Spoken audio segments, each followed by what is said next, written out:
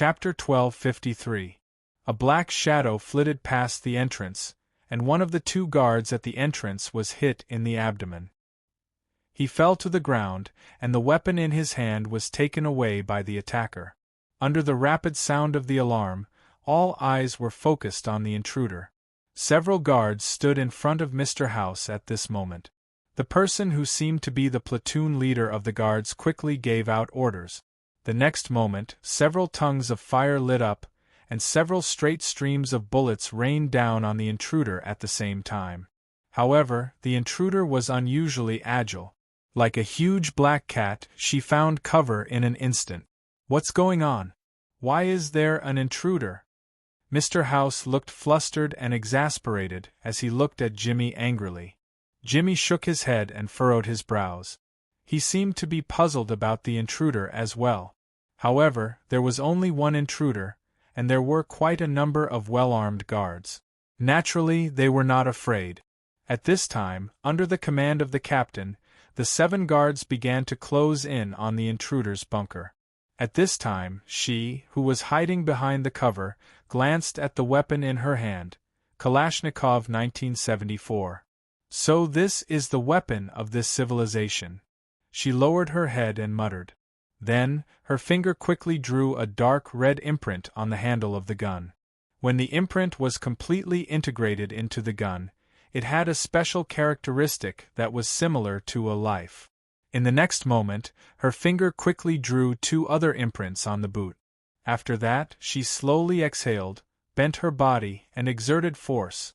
Behind the cover, a black shadow leaped out at an extremely fast speed.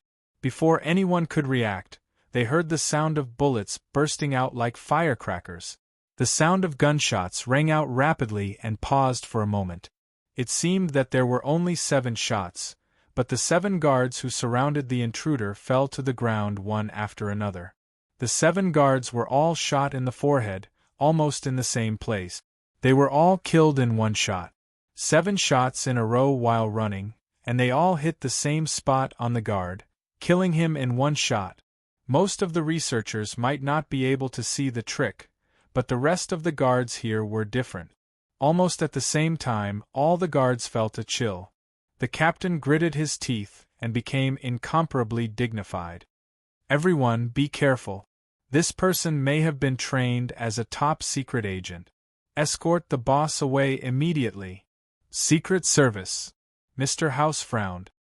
"Could it be that they've found us?" Mr. House's mind raced, but he didn't suspect anything at this point. Under the escort of several guards, he quickly headed for another passageway. However, the intruder did not intend to give up so easily. She jumped out again and ran on the wall as if she was defying gravity. The Kalashnikov 1974 in her hand spat out bullets like crazy.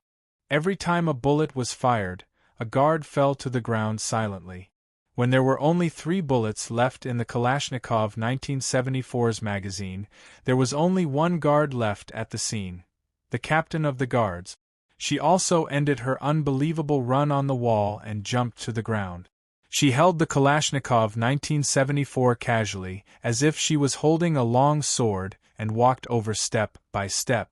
The team leader stood in front of Mr. House, while the other researchers were already hugging their heads in fear and hiding in various places. Mr. House took a deep breath. Although his face was pale, he still maintained his composure to the greatest extent. The situation in front of him was not as dangerous as the war he participated in when he was young, but it was not much different. "Who sent you here?" Mr. House stared at the intruder and asked in a low voice. "No one." She shook her head casually. "I don't have anyone behind me. I'm just here to solve a problem." "Is there a conflict of interest between us?" Mr. House asked again in a low voice. "Not at the moment, and in the future, naturally not." Her lips curved slightly under the silver eye mask, and she slowly raised the assault rifle in her hand. "What do you want? Wealth, status, or technology? I can give you all of them." Cold sweat broke out on Mr. House's forehead. "As long as you stop this violent behavior, no matter how powerful you are, as long as I seal this place, you can't escape." I spent 10 years building this place. That's hard to say. She shrugged. Didn't I come in without a key? This place can't trap me. She's out of bullets. The captain suddenly shuddered and pressed the trigger without hesitation. The Kalashnikov 1974's bullet capacity was limited. The number of guards who had fallen flashed through his mind. He absolutely did not believe that the intruder could not miss a single shot or waste a single bullet while running on the wall in such an unbelievable manner. Bang! Yes. How is that possible? The one who fell was the captain of the guards, who had been through hundreds of battles. Mr. House was shocked. Seeing the intruder walk directly toward him, he was even more terrified. The guards had fallen, and he had lost everything he relied on. Please don't be impulsive. Mr. House retreated and soon retreated to the front of the huge container. His eyes were searching for someone who could help him. But all the researchers were hiding at the moment. Even though they quietly poked their heads out to watch, they obviously did not dare to make a move. At the same time, Mr. House saw his personal assistant, Jimmy, who had also found cover and was only poking his head out. Their eyes met, and it was not difficult for Mr. House to see panic and hesitation in Jimmy's eyes. Finally, she walked in front of Mr. House and pressed the Kalashnikov 1974 directly against Mr. House's chest, directly tearing the old man's last bit of strength to pieces. His breathing became rapid, his face became pale, and his body trembled. Her gaze moved from Mr. House to the observation hole in the container's shell, looking at the thing inside. You guys seem to be in charge of this kind of technology, cloning? Is that right? A smile appeared on her face. If I'm not wrong, the thing inside is your clone, right? We have something to discuss, don't we, madam? Mr. House keenly caught the other party's interest in talking. She said indifferently, If I remember correctly, real human cloning is not allowed for the time being. You're dying, aren't you? At this point, Mr. House gradually became less afraid. He nodded, his eyes filled with desire and fear, the gaze of a drowning man. You'll never understand an old man's reluctance to live and his fear of death. If I had the ability, why wouldn't I try? I'm not interested in whether you're dying or not. She shook her head, smiled, and said, I'm interested in the way life is replicated. Has he gained consciousness? Mr. House wanted to keep quiet, but the muzzle on his chest exerted some force. He could only say helplessly, His body structure is stabilizing, and we've already detected brain waves. The cerebral cortex has begun to become active last month. We speculate that he should have gained consciousness. Is that so? She said indifferently, You probably haven't mastered the method of consciousness transfer yet. Then even if you create a clone of yourself, it'll only be a new life. It won't be able to extend yourself at all. Mr. House kept quiet. She suddenly sneered and said, To be honest, I prefer honest people. There are still some things you haven't said, right? Gene Zero. How did you know?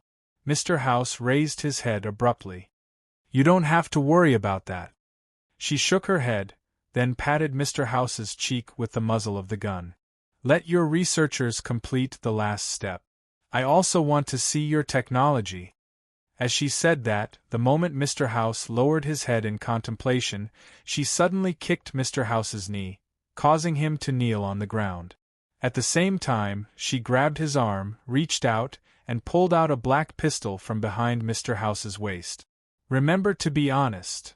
This was the last thing Mr. House could rely on. At this moment, his face was ashen. He really couldn't figure out the purpose of this intruder. Doctor, come out, continue the experiment. But how would the researchers dare to come out? She instantly pointed the pistol at the ceiling and fired 2 shots in succession. Her cold voice rang out. My marksmanship is very accurate. Can you try? Finally, a younger researcher slowly walked out from his hiding place, trembling. A strange scene happened. An intruder killed all the guards here in just a few minutes and took control of everything here. Someone tried to sneak out during the chaos, but at the exit, the door couldn't be unlocked. Even the password was useless. The intruder, who was wearing a leather jacket, calmly sat in front of a table. She crossed her legs and looked around, eating the chocolate candy that was originally on the table. The ground was littered with the corpses of the guards. The researchers continued their work silently. Jimmy looked at the mysterious woman as he moved to Mr. House's side. Seeing that the other party had no intention of stopping him, he heaved a sigh of relief and helped Mr. House up. Boss? Don't act rashly. Mr. House shook his head slightly. Then, he took a deep breath and said seriously, "Help me over." Jimmy nodded and supported Mr. House as they slowly walked towards this mysterious and terrifying woman, but a look of doubt flashed across his eyes. Mr. House came to the mysterious woman and asked in a low voice, "How much do you know about the number 0 gene?" "In the world, only a small number of people carry this gene," she said slowly. "There is no pattern to its appearance, and the person who carries it has nothing in common. It could be a genius, it could be a madman, it could also be an ordinary cleaner. Similarly, no matter how outstanding a person is, they might not necessarily have it. Therefore, the number 0 gene became a gene that couldn't be replicated, but it seems that it can be artificially created. And this is the key to your new life, right?" Mr. House was silent and slowly sat down with Jimmy's help.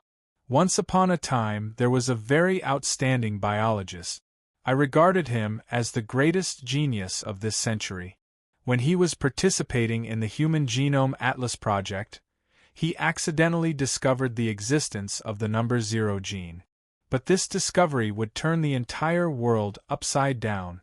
He settled for the next best thing and didn't announce this discovery.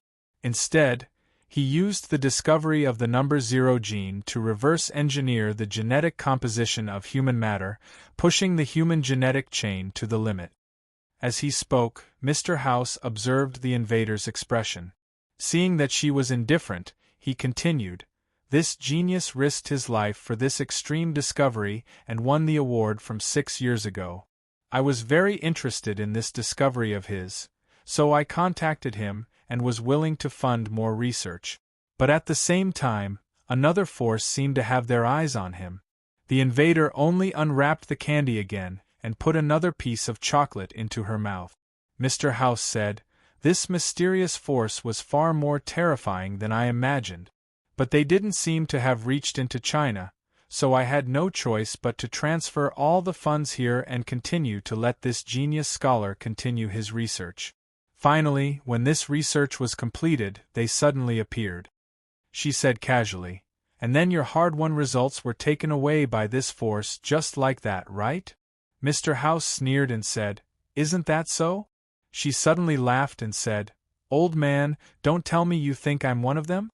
"You're not." Mr. House frowned. "Whatever you think." She shrugged. "According to what you said, this mysterious force had already taken away the results. Then what happened after that? You still continued this research?" Mr. House nodded. "That time I suffered heavy losses. That genius scholar was also taken away. But fortunately, a few of his students escaped. I spent a lot of time reorganizing the laboratory and continuing the original experiment. It's just that the most crucial part was missing. I only found it recently. Only then did this research have a chance of success. I'm afraid that force has already succeeded in the experiment." She sneered. "I don't care if they succeeded early or not." Mr. House shook his head. "As long as my own experiment succeeds, it's fine. More or less." She sneered and said, "Anyway, I've seen a lot of people like you who are about to die. They're about to start searching for immortality when they're about to die. What exactly do you want to do?" Strangely, it wasn't Mr. House who spoke this time, but Jimmy. His gaze was fixed on the mysterious woman's face as if he wanted to see through her. Chapter 1254. It was almost 2 o'clock in the morning. In the secret laboratory of Austin Pharmaceuticals, Except for the guards who were already dead, everyone was fully alert. In fact, the corpses of the guards had already been moved to the side under her instructions and piled up. The small mountain of corpses gave the employees a lot of pressure. The air seemed to have frozen, and only the sound of guns being disassembled could be heard. At this time, she was fiddling with a table full of modern weapons that she had confiscated from the guards. It seemed that she was more interested in these weapons before the experiment was successful. Mr. House could no longer maintain his composure, and he wiped the sweat from his palms on his pants again and again. Jimmy didn't say anything, but his gaze swept back and forth as if he was thinking about something. Finally, the leader of the research team suddenly said loudly, "It's done." Mr. House stood up in an instant and took 2 steps forward with difficulty. But he remembered that there was still her behind him, and his ecstatic expression froze. "Continue, why are you looking at me?" She looked at Mr. House's interesting expression and teased, "Why, aren't you coming out to embrace your new life?" Mr. House didn't say anything, but his gaze signaled for Jimmy to come to his side. With Jimmy's help, he slowly approached the huge pedestal. "Jimmy, I've waited for this moment for too long, I can't fail," Mr. House whispered. At the same time, his tone was indisputable and terrifying. He grabbed Jimmy's arm with unusual strength. "Help me, no matter what, you have to help me. Child, I don't have an heir, so as long as you help me, you'll get half of my wealth." His voice was very low, at a level that only Jimmy and Mr. House could hear. Jimmy said helplessly, "Boss, I'm afraid I can't deal with this woman alone." Mr. House suddenly said, "On the other side of the pedestal, there's a specially marked bump. If this woman fails this time, you'll uncover this bump and press the button inside." "What's that?" Jimmy frowned. Mr. House said, "Only I know the special exit. If you fail, you'll open the secret tunnel and leave with me. You should know that you can only get my wealth if I get out alive." Jimmy almost didn't think about it and nodded silently. When Mr. House approached the base of the huge container, something special extended out from the base. In front of the base, there was a metal recliner. A large number of complicated machines and instruments began to surround the pedestal under the help of many researchers. Mr. House lay down on the metal recliner with the help of 2 researchers. Someone began to pull up his sleeves and push over a device. Then, they began to prepare some kind of injection drug. She also put down the gun in her hand and walked into the busy crowd with a faint smile. Mr. House had no other choice. His physical condition was terrible. Even if cloning a human body in private was an international ban, even if the upcoming experiment was extremely dangerous, he had no choice but to do it. Begin. The azure blue liquid was injected into Mr. House's blood vessels through the syringe. His cloudy eyes suddenly saw a halo, and his eyelids gradually closed. The leader of the research team gritted his teeth. As the highest technical director of the entire project, the most complicated thing now was to activate the button. Everyone held their breaths. Many of them had served Mr. House here for more than a few years. All these years, they had been in this secret laboratory that didn't see the light of day, cutting off all contact with the outside world, just for this dying old man. But even so, their years of hard work was about to be tested. Their feelings were complicated. Voltage stable, system activation normal. Clone's vital signs normal. Consciousness connection begin. People kept sending in the progress of the experiment.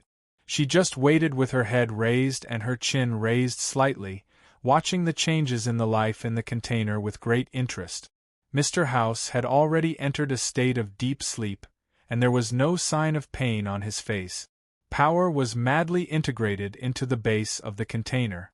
Hundreds of flashing indicator lights appeared in the device in front of them every second, and the data on the screen was crazily refreshed. The research team had unknowingly broken out in cold sweat. She suddenly walked up to the leader of the research team. "I'm very curious. This artificial zero gene was made with House as the blueprint, right?" "Ah, yes. The leader looked at her in horror and lowered his head. Tell me the truth.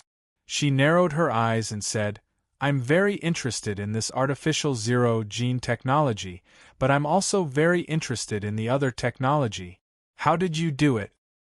What? The leader swallowed his saliva. She said with a faint smile, consciousness transfer. The artificial zero-gene, even if it used House as the blueprint, even if it contained all of House's life information, is only equivalent to a carrier. The clone and House should still be two separate entities, right? If House's consciousness couldn't enter the clone, then what would it be? Two House? Of course not. The leader hurriedly said, it has all of Mr. House's memories. Whether it's personality or thinking pattern, it's all consistent with Mr. House's. Consistent, but not the only one. She shook her head and said disappointedly, looks like you haven't mastered the technology of consciousness transfer at all. You only managed to create a 20-year-old House with all of House's memories. At this moment, the leader of the research team's expression changed drastically. Suddenly, he rushed out, grabbed a syringe from the side of the table, and stabbed it directly toward her. He was tall and obviously had a lot of strength. However, he was facing an inhuman who was essentially from another world. His crazy counterattack was instantly knocked down. The leader clutched his stomach in pain and squatted on the ground. She sneered and was about to teach him a lesson when several researchers at the side rushed out at the same time. Please don't hurt the leader. When the guards were shot to death, the many researchers who had been hiding in fear suddenly felt a certain kind of courage and rushed forward together. She was naturally not afraid.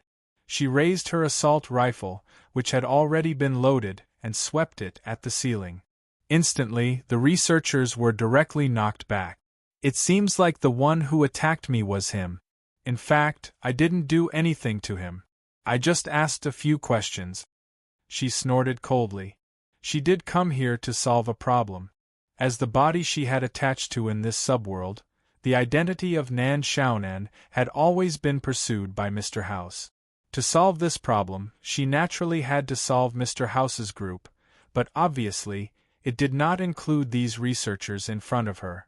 When she sneaked into this place, she had already changed the locks of all the entrances and exits to Xing Chuang.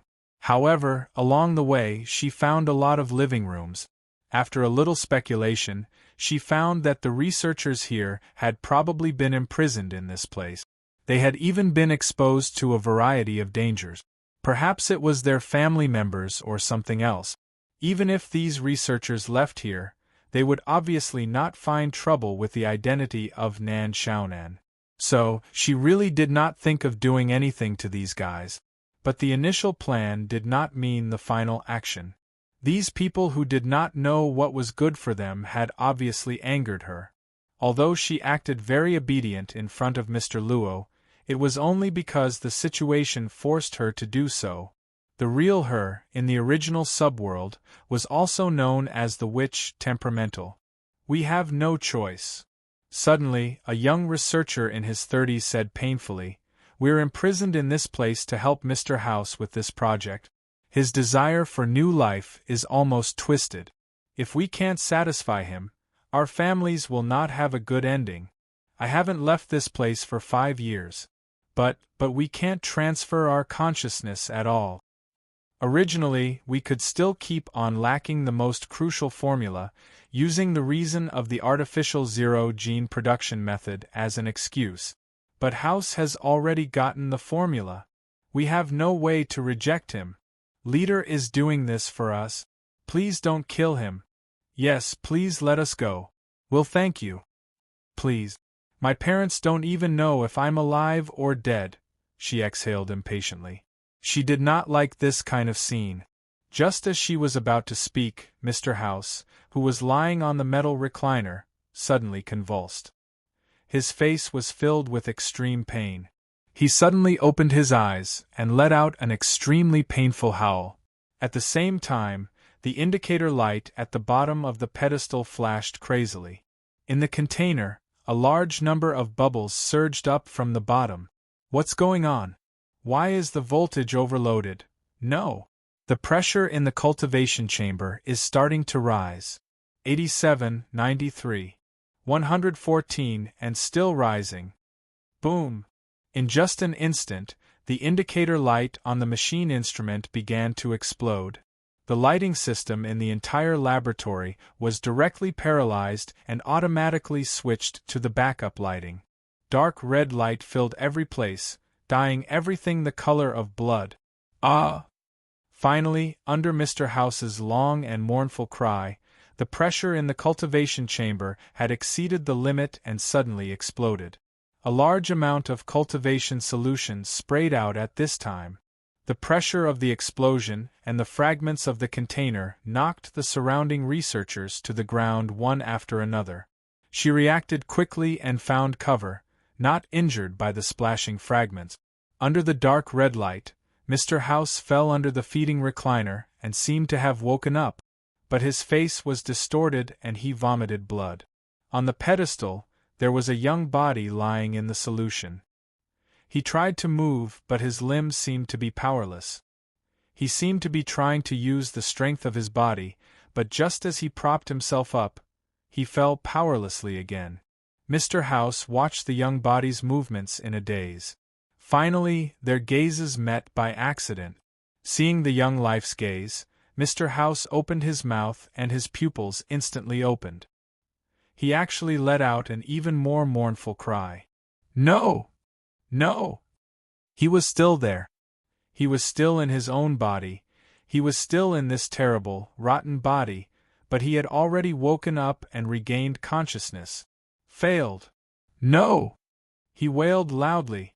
In the midst of his loud cries, Mr. House fell to the ground again and completely fainted. She frowned and walked out of the bunker, but at this time, something the size of a fist was thrown from the air. She was stunned and saw this thing suddenly explode, spewing out a large amount of smoke. She quickly saw a figure rushing toward Mr. House. Jimmy, when? She frowned slightly and her thoughts accelerated. Some scenes from 20 to 30 seconds ago instantly appeared in her mind. It was when the researchers were rioting. Taking advantage of the chaos, Jimmy bypassed her and took a smoke bomb from the table, and it seemed that he also had a weapon. She felt danger. She didn't expect that as a transcendent, she would be tricked by an ordinary person, but the thick smoke was erupting very quickly. All her vision was blocked, and she could only find a place nearby for cover. Although the rifle in her hand had been transformed into a Xing Creations creature, there was still a problem with her vision. After the smoke dispersed a little, she carefully walked out of the bunker. At this time, she was holding a total of 2 rifles that had been modified by Xing Creations. But to her disappointment, she didn't see Jimmy. She didn't even see Mr. House, and Mr. House's clone had disappeared. A large number of researchers were injured and unconscious on the ground due to the explosion of the container. Some were unconscious and some were seriously injured and powerless. On the other side of the pedestal, she saw a hole that was 1 meter long and 1 meter wide. She knew that this was the place to escape. She frowned, glanced at the researchers here, and directly jumped into the escape hole. When she came outside through the escape hole, she found that it actually led to a courtyard of the pharmaceutical company's employees. It came out from a garden. She didn't see Jimmy, House, or even the clone in the courtyard, but the footprints in the courtyard pointed to the direction of their escape. When she was about to take action, she heard shouts from all around, and a large number of strong flashlights shone on her. Obviously, the people she found were different from the guards in the secret laboratory. They seemed to be the original security guards of the pharmaceutical company. What a bad start! She shook her head. If they were still in the sealed underground space, they could still do whatever they wanted. But after they came out, it was not certain. There were many ordinary employees of the pharmaceutical company here. Before she figured out Mr. Luo's attitude toward ordinary people, she didn't want to make too much of a fuss. Besides, it was not easy to get the green card of the subworld. If she was judged for doing something outrageous, the loss outweighed the gain. Let's go for a midnight snack? Hurry up, come here. Jimmy's forehead was full of sweat. At this time, he was leading a group of security guards to the courtyard. He stood in front of the garden and ordered them. The thief should be hiding nearby. Mr. House is injured, we must find the culprit. Yes. Although they were not as good as the underground guards, the security guards in front of them were also professionally trained.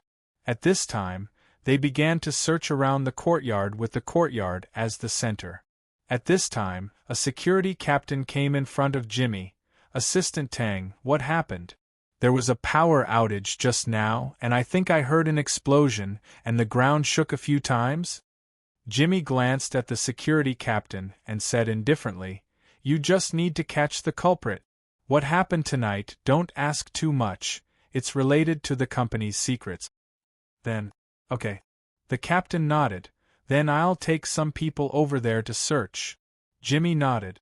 After watching the security captain leave with his men, he quickly looked around. Then, Jimmy flashed into a rockery behind the flower bed. The back of the rockery was facing the wall, and there was a depression that was just enough to hide someone. Jimmy climbed into the depression, but his expression changed slightly. Where is the culprit? When he escaped, he clearly hid the cloned body here. Assistant Tang, we've searched everywhere, but we didn't find anyone suspicious. When it was almost dawn, Jimmy, whose eyes were bloodshot, listened to the security guard's report. In the end, he asked them to leave in annoyance. After that, Jimmy calmed himself down and quickly walked into another room. Here, Mr. House was lying on the bed. Beside him were 2 doctors and 4 nurses who were giving him an 4 drip. When the doctor saw Jimmy come in, he quickly walked over. Assistant Tang, what happened to Mr. House? His heart stopped. His body was already in bad condition. If this is the case, Jimmy heaved a sigh. What's his condition now? The doctor said helplessly, he's in a coma, and his heartbeat is very weak. I suggest we move Mr. House as soon as possible. The equipment here is still not enough. Okay, you go and contact them. Jimmy waved his hand. He slowly walked to Mr. House's bedside and silently looked at the old man who could only rely on the oxygen supply to sustain his life. Chapter 1255. In the early morning, a white van was speeding along the suburban road. There were 3 men sitting in the van, and there were 2 big bags. There seemed to be something moving in the bags. The 3 men were talking. Big brother, what should we do? We have gone back and forth 3 times on this road. Why don't we go to the train station to make up the number? There are a lot of beggars and tramps there. Are you crazy? What if we leave something behind in such a crowded place? If Boss Ching accuses us of incompetence, who will pay you? Sigh. Why do you think Boss Ching is looking for these tramps? We have picked up a lot of corpses, but this is the first time we have picked up beggars. Why do we care about them? No one will care about them if they are missing, and no one will know. The police can't do anything about it. Let's take the money and go to Mr. Rich Boss to play with the prostitute. Isn't it better than picking up corpses outside the bar? Hee hee. Big brother, there seems to be a person in front. F***ck naked, is he an idiot? The van suddenly stopped, and 2 men got out of the van. They ran forward and shone their flashlights. It was indeed a naked man, with messy hair and pale skin. This naked man walking on the road was actually a foreigner. But this foreigner seemed to have no reaction to the 2 men walking up with flashlights. He bent his body and walked slowly, as if his stamina was extremely poor. What's wrong with this foreigner? He didn't respond to us when we shouted or touched him. One of them said, frowning, and pushed the foreigner. Unexpectedly, this push directly pushed the tall foreigner to the ground. The 2 of them were taken aback, but they saw the foreigner actually stagger up again. But this time, he didn't walk forward. Instead, he walked towards the van in front of the 2 of them. The big brother driving the van was startled. He watched the foreigner walk to the front of the van, then squatted down and reached for the halogen lamp. But this lamp had been on for most of the night, so the lamp shade had burned his hand. When the strange man touched the lamp shade, he immediately retracted his hand, showing a painful expression. But he didn't want to give up, and began to reach out again, like this several times. This foreigner, is he stupid? Could it be that he was robbed and hurt his head? The big brother in the car suddenly gritted his teeth and said, "You two don't just stand there. Get a condom and put this guy in the car." "Big brother, you're saying, this guy is a foreigner? Whatever. Shave his hair and eyebrows clean." Big brother sneered, "Dirty your body too. Anyway, it meets the requirements. No one here saw it. Once we get the money, everything will be fine. Hurry up and cut the crap." The two of them shuddered. That boss Ching had offered a very high price, 200,000 for each of them. 200,000 was already here. Naturally, they hardened their hearts. The two of them followed their brother's instructions, and took out a cloth bag to cover the man. Then, they carried him into the car. Then, they took out scissors and a tool knife, and began to deal with the foreigner's hair and eyebrows. They also took some sand and dust from the side of the road, and smeared it on the foreigner's body. The foreigner was like a fool. He just opened his eyes and watched the two of them. He didn't react at all, which saved the two of them a lot of trouble. Not long after, the van's engine roared and it sped off the road. Austin Private General Hospital. This was a private hospital invested in by Austin Pharmaceuticals. However, it had first-class equipment and wasn't a place that ordinary people could afford. At this time, in the hospital's most luxurious ward, Mr. House was lying on the bed with more than 5 pieces of equipment. There were also 2 doctors and 2 nurses taking care of him at all times. It was already past 10 in the morning. It had been more than 5 hours since Mr. House was transferred here. Looking at the still weak electrocardiogram, Jimmy asked the doctors and nurses to wait outside for the time being. The 2 doctors had some complaints, but under Jimmy's gaze, they didn't say anything in the end. Jimmy brought a stool over and sat next to Mr. House. He watched in silence. He rubbed his eyebrows and seemed to be thinking about something. After a while, Jimmy got up and was about to leave. However, at this time, Mr. House's fingers suddenly moved. His eyelids twitched and then he slowly opened his eyes. Through the oxygen mask, one could hear Mr. House's weak voice calling out Jimmy's name. Jimmy, who was about to leave, stopped and turned to look at Mr. House. Mr. House was extremely weak at this time and didn't have the strength to speak. He only signaled with his eyes, as if he had thousands of words to say. Jimmy said indifferently, "Don't worry, you won't die for the time being, but it doesn't look like you can hold on for long." Mr. House's gaze suddenly became angry. He was angry because the opportunity he had been waiting for so many years was gone. Everything was like an illusion, and also because of Jimmy's current tone. "It's too late to restart the experiment again. You won't be able to hold on until then."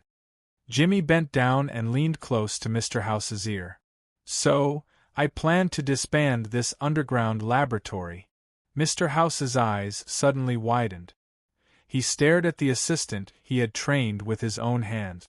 "You've lived long enough. There's no need to continue suffering." Mr. House didn't know where he got the strength from, but he raised his arm and gripped Jimmy's collar tightly. He opened his mouth, wanting to say something, but he couldn't breathe. Why, Jimmy didn't speak. He just suddenly took off the oxygen mask on Mr. House's face. Losing the supply of oxygen, Mr. House suddenly became even more pained. He opened his mouth wide like a person who was trying to make a joke. He stared at Jimmy's eyes and suddenly howled, You. He couldn't say anything until his eyes rolled back. His hand that was holding Jimmy's collar also dropped. Jimmy then put the oxygen mask back on. He straightened his clothes and glanced at the electrocardiogram. Then he said loudly, Doctor, come in quickly." After a while, the doctors quickly walked in. When they saw the data on the instrument beside Mr. House, their expressions changed drastically. "Assistant Tang, what happened? I'll leave this to you," Jimmy whispered in the doctor's ear. I hope Mr. House doesn't wake up so soon. Director, you're going to retire soon, right? The doctor's expression changed slightly. He looked at Jimmy in surprise and didn't say anything. Jimmy patted the doctor's shoulder lightly and walked out expressionlessly. After he left the ward, he took out his phone. It's me. Tell our people to withdraw and stop monitoring Nan Xiaonan. Yes, temporarily stop monitoring her.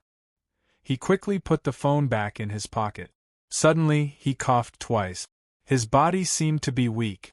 He put one hand on the wall and muttered to himself, I don't have much time left. Ring, ring, ring, ring, ring, ring. The sound of the bell on the bicycle came. The bicycle slowly stopped in front of the park. Soon, the children playing there and the wives with the children came over. She looked to be in her 50s. She wore a hat, a white checkered uniform, and sleeves. She was selling a well-known yogurt drink by selling bicycles. This was a drink that children loved to eat. She took them out from the box on the back seat of the bicycle. From time to time, she would collect some change, and from time to time, she would raise her wallet and scan the QR code. She was very busy. After a while, the children left with the rows of yogurt drinks in satisfaction. Only then did she relax a little. After a while, she pushed the bicycle to the side and sat down on a stool in the park. Then, she took out a thermos bottle from the front basket of the bicycle. She twisted it open. One layer was filled with vegetables, and the other layer was filled with simple salted fish and steamed meat. The white rice at the bottom was still warm. She held it and started eating. I haven't had this in a long time.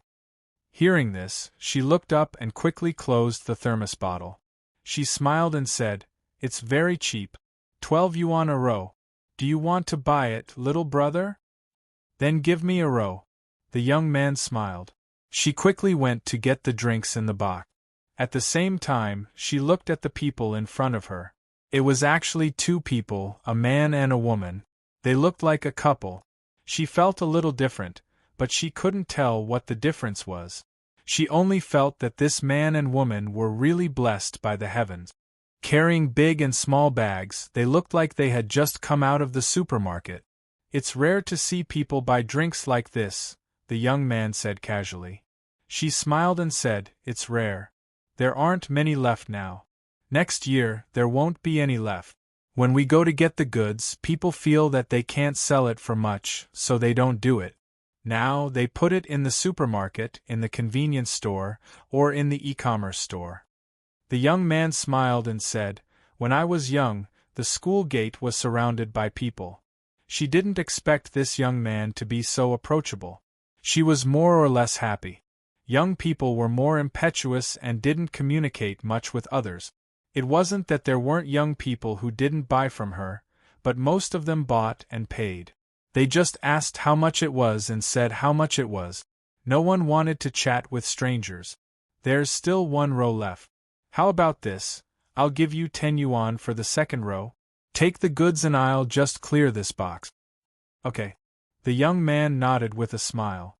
He seemed to like being able to buy cheap things. As he said that, he went to take the wallet in his pocket. The blonde woman beside him obediently took the things he was carrying. She reached out to take the bits and pieces of money, full of joy.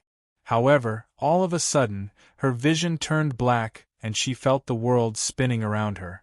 She was about to lose her footing and fall to the ground. Just as she was about to hit the ground, her head strangely stopped a few centimeters away from the concrete floor. No one saw this scene, except for the man and woman who had just returned from shopping in the supermarket. Master? The young man thought for a while and said, I tried a lot of things in the supermarket just now. Anyway, I'm not hungry. Go back later. Hearing that, the girl understood the young man's intention.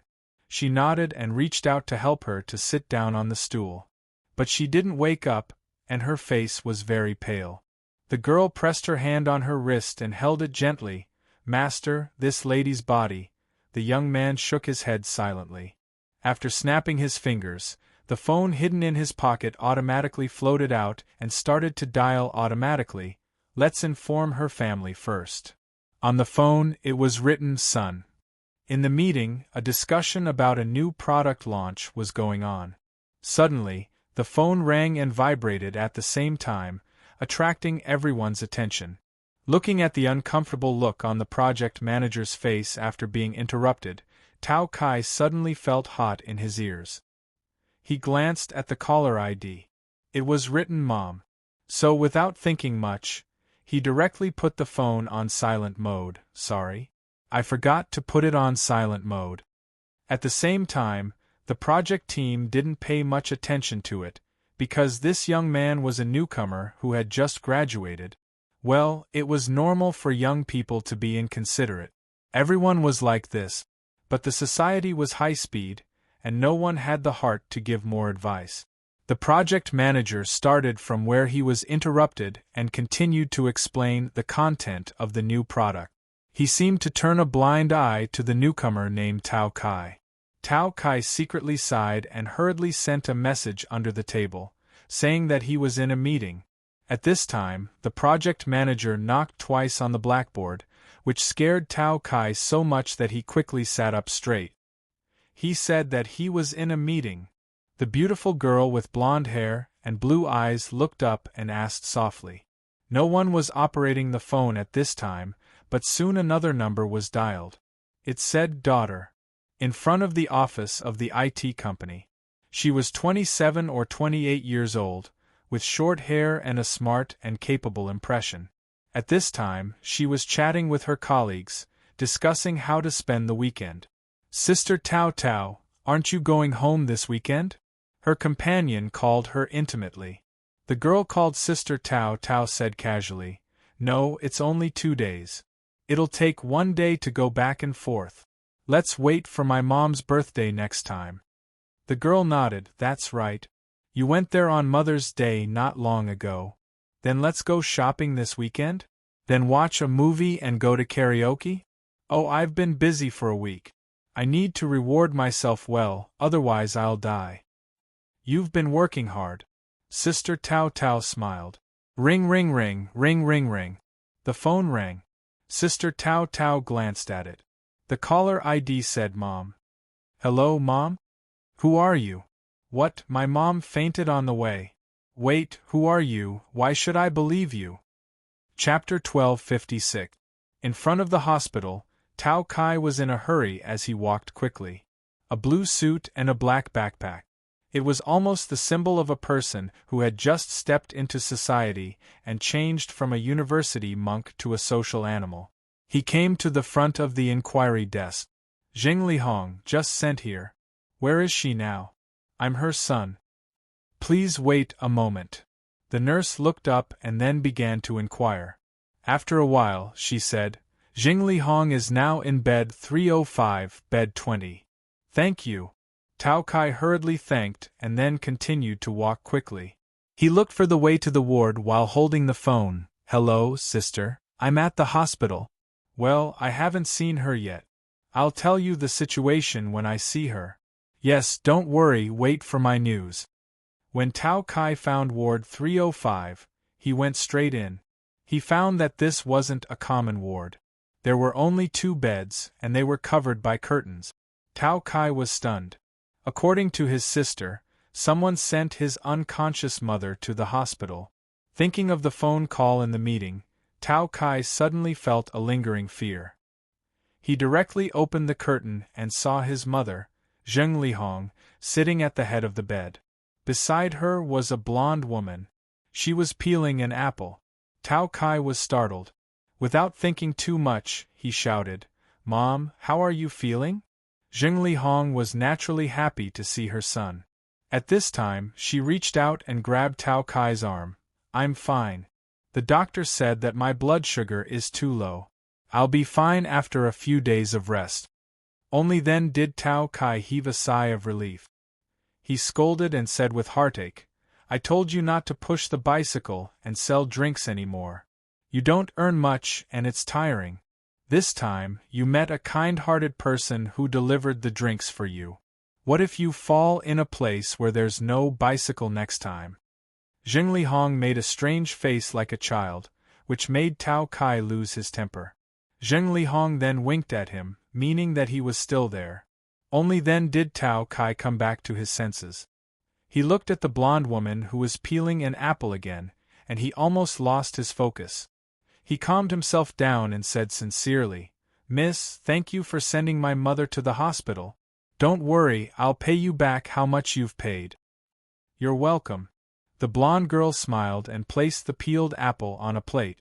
She cut it into small pieces. "Actually, the hospital hasn't settled the bill yet. I still have to thank you. If it wasn't for you." "Sorry, I didn't ask for your name. Look at me." Tao Kai smiled awkwardly. "Take good care of your mother." The blonde woman didn't seem to have any intention of telling him, but a beautiful smile suddenly appeared on her face. But he wasn't in her line of sight. Tao Kai felt something, as though someone was walking in from behind him. "Auntie Jing, are you feeling better?" "Much better. Thank you so much, little brother." Zheng Lihong seemed to want to sit up, so Tao Kai hurriedly helped her up. Only then did he have the time to look at the person who was approaching. He seemed to be younger than himself, wearing casual clothes and looking refined. The young man smiled and said, "This is your family, right? I've taken care of the admission procedures for you. If you have time, go and fill in the information." "I know." Tao Kai nodded. "Then I won't disturb you." The young man nodded at Zheng Lihong. While speaking, the blonde woman had already stood up and came to his side. Seeing that the two were about to leave, Zheng Lihong didn't have time to thank them properly. How could she let them go so casually? "Wait, little brother, can you give me your phone number?" "No need." The young man said softly, "You've already thanked me." Zheng Lihong was startled. The young man lifted the bag in his hand and said with a smile, "Isn't it cheaper by 2 yuan here?" He was talking about the cheaper yogurt drinks in the second row. Zheng Lihong couldn't say anything. She only felt as though something was stuck in her throat, and she couldn't say anything. Tao Kai didn't know what the conversation between them meant. The couple left very quickly, and even pulled up the curtain. Zheng Lihong quickly patted her son's arm. Tao Kai finally reacted. He opened the curtain and chased after them, but in the blink of an eye, he couldn't see the young man and woman in the corridor outside the ward. Tao Kai had no choice but to return to his mother. He saw that the apple was already peeled, so he simply picked it up and poked a piece with a toothpick and sent it to his mother. It's rare to see such a good child and girl. Zheng Lihong sighed, "Learn from them. Don't be so impatient all the time. They're other people's children, haha." Tao Kai shook his head. "You listened when they told you to rest more. I told you not to sell that elixir usually, but you ignored my words." "What's wrong with that?"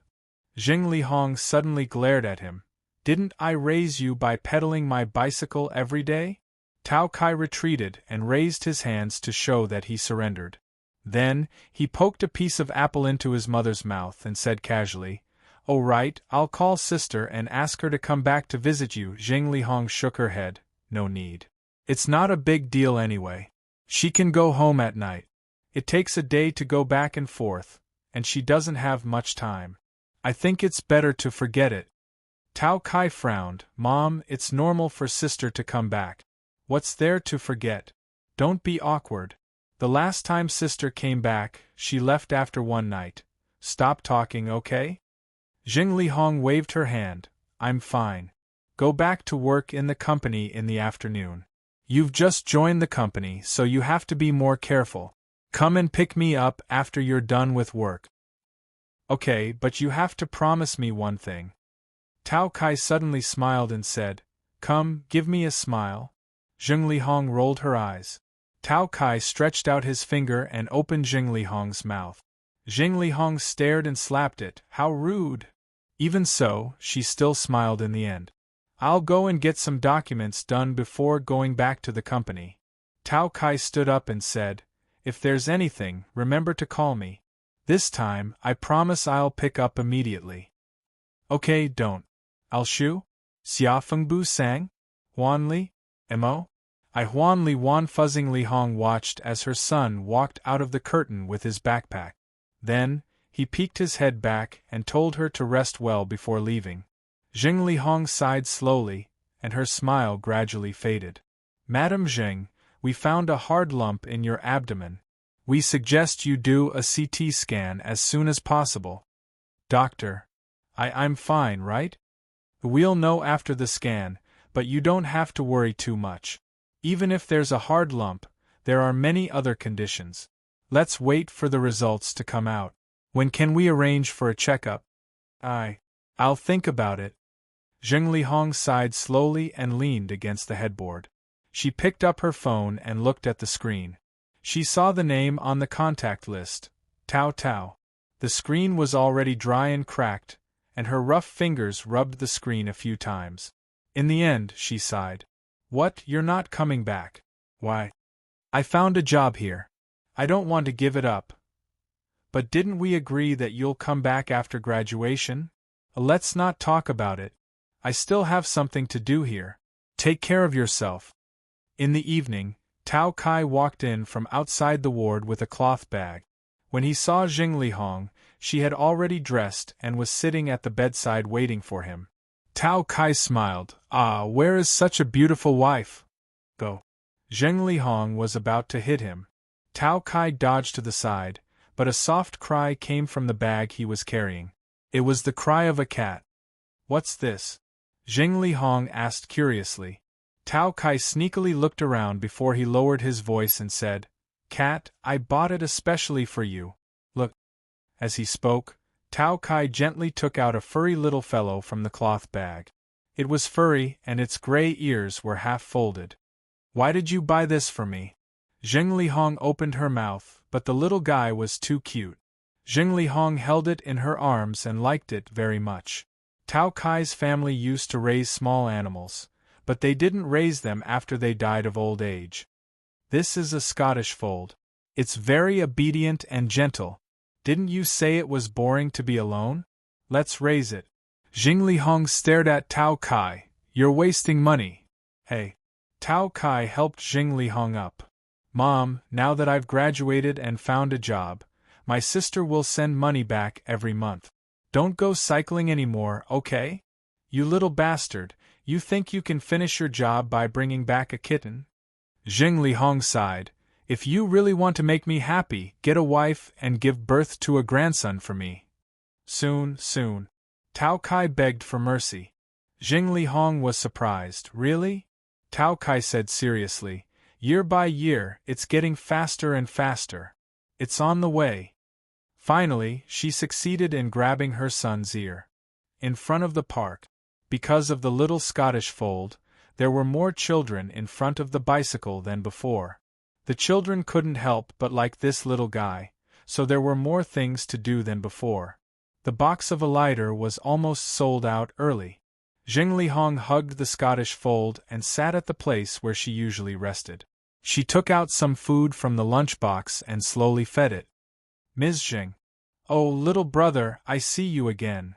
Zheng Lihong heard the voice and saw that it was the young man and woman who sent her to the hospital. She suddenly smiled. You bought so many things again? Yes. The young man smiled casually. I'm going to go on a long trip, so I bought some things that might not be available there. I bought more and saved them. Aren't you resting at home? Zheng Lihong shook her head and said, It's boring at home. I want to find something to do.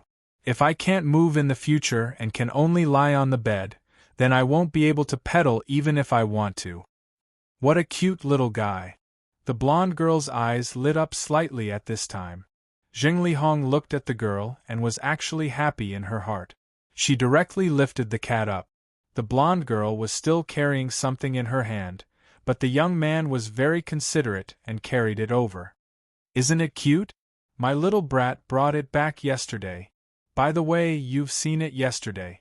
The young man smiled. Ms. Zheng, you didn't tell your family today, right? The doctor seemed to suggest that you have a checkup yesterday. Don't you want to go? The few smiles on her face disappeared at once. She shook her head and said, I still want to think about it.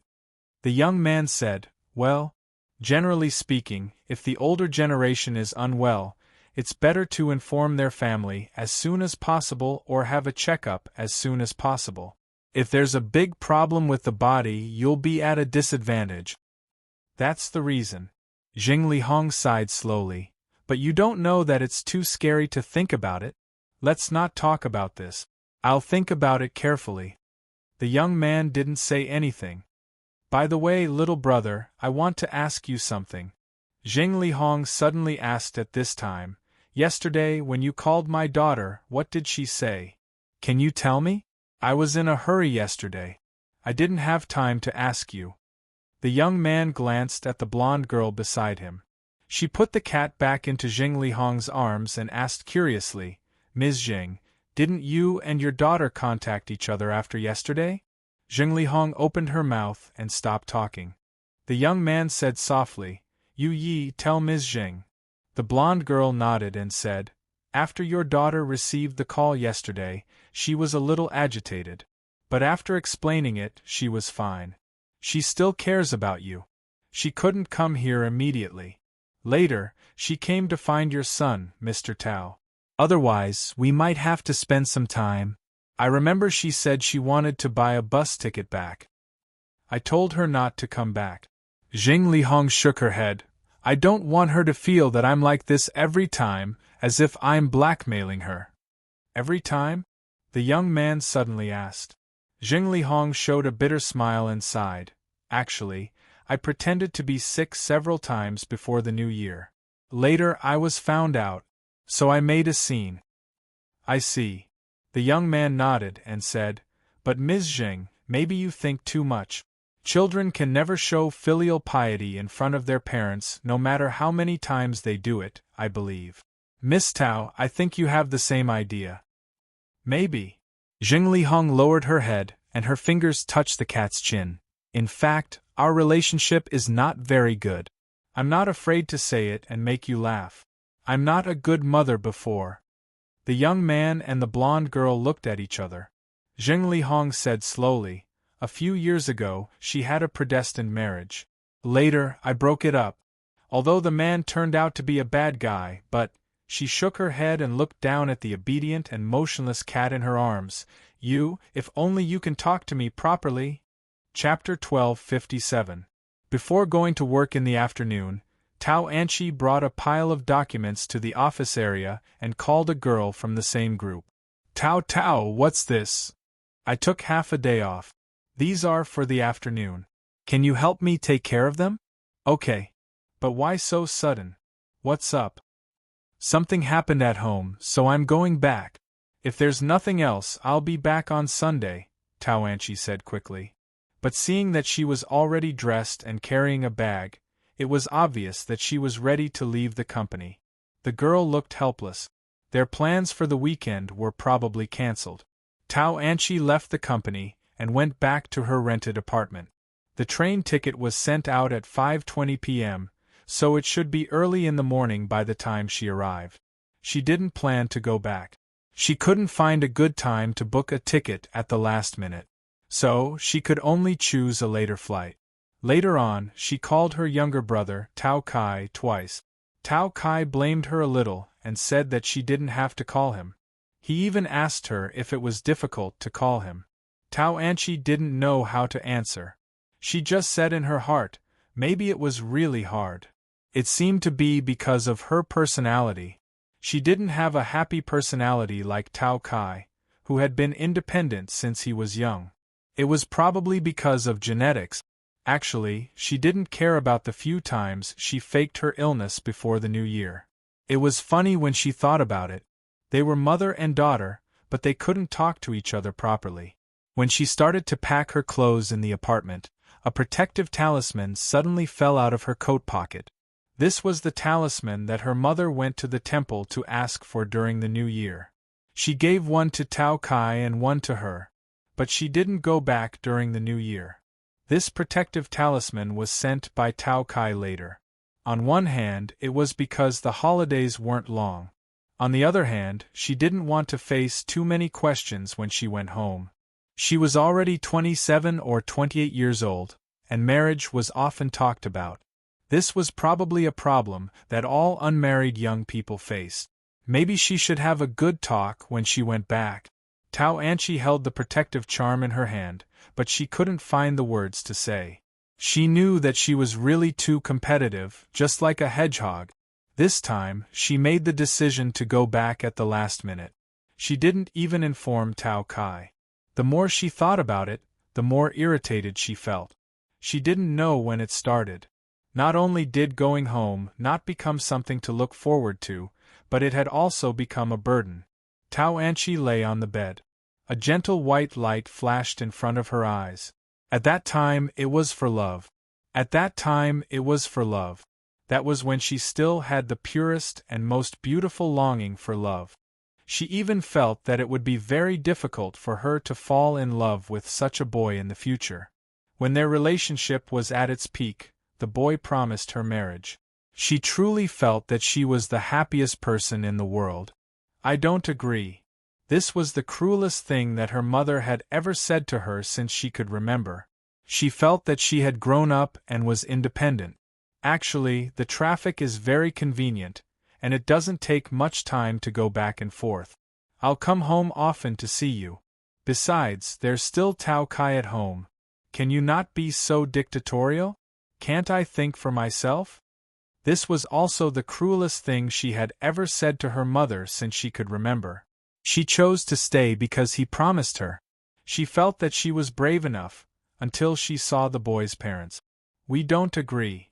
She didn't feel despair because she always believed that he would shield her from this, just like how she shielded her mother. I'm sorry, I really like you, but… She suddenly understood. Later, even she didn't know why she still stayed in this big city after breaking off the relationship with him. But she knew that it wasn't because of the man who gave her a dream. Maybe she just couldn't find the way home. This dream was really long. Tao Anchi opened her eyes. Her consciousness went from blurred to clear. She wondered if she had missed the time, but the sky didn't seem to be dark. She subconsciously let out a sigh of relief. Maybe she could still make it. But where was this place? She was frightened. Her consciousness was blank, and she felt flustered. She was so flustered that her heart almost jumped out. She looked at everything that had become huge. Little girl, why aren't you eating? Are you full? Mother. Tao Anchi looked at the face in front of her. She was suddenly not only frightened. She looked down at her hand and saw that her palm had turned into a pink meatball. God, she felt that this dream was too strange. She shouldn't have woken up yet, right? Otherwise, how could there be such a strange thing in the world? She remembered the 100 years of loneliness. In the absurd novel, Gregor turned into a huge beetle. It was just a dream. She wouldn't even remember it after she woke up.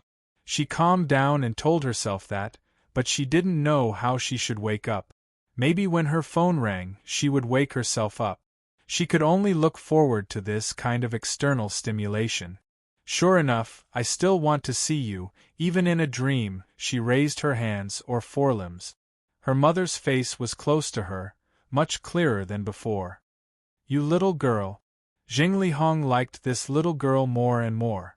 She held her in her arms. Shall I give you a name? Her mother's voice sounded in her ears. She realized that the cat's hearing was unimaginably developed. She could even hear her mother's heartbeat. A name? This dream was too real. She hadn't woken up yet. Did she sleep too deeply this time? She let Jing Lihong put her in the basket in front of the bicycle. Looking at the basket, which was quite high for her, she felt weak. I'm not a real cat. Let's call you Little Naughty. The voice was still so clear. Tao Anchi didn't care too much about the name. She just vaguely remembered that her mother also called her that when she was a child. Naughty. No child was naughty. Aren't you naughty too? How many times did you pretend to be sick last year? It's said that people live more like children when they get older. You really torture me to death. How many times did Tao Kai tell you not to ride the bicycle? Did you listen to him? You don't listen to him. You want us to listen to you. The bicycle swayed and then began to stabilize. The people and things in front of it were getting closer and further away. Tao Anchi looked at it and climbed out of the basket. She put her paws on the ground and poked her head out. Looking at the scene in her vision, she suddenly missed the taste of Elidor. Come, one for each of us. When she was a child, she always came home from school like this. She really couldn't bear to drink it all in one gulp.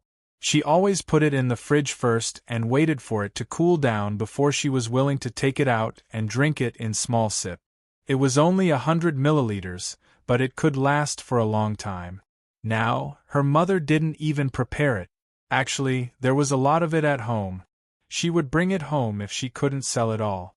Actually, it seemed that she was used to not drinking it. Ah, you little brat, you're so naughty. Dangerous. The name is right. Zheng Hong reached out and pressed the little brat's head down in the basket.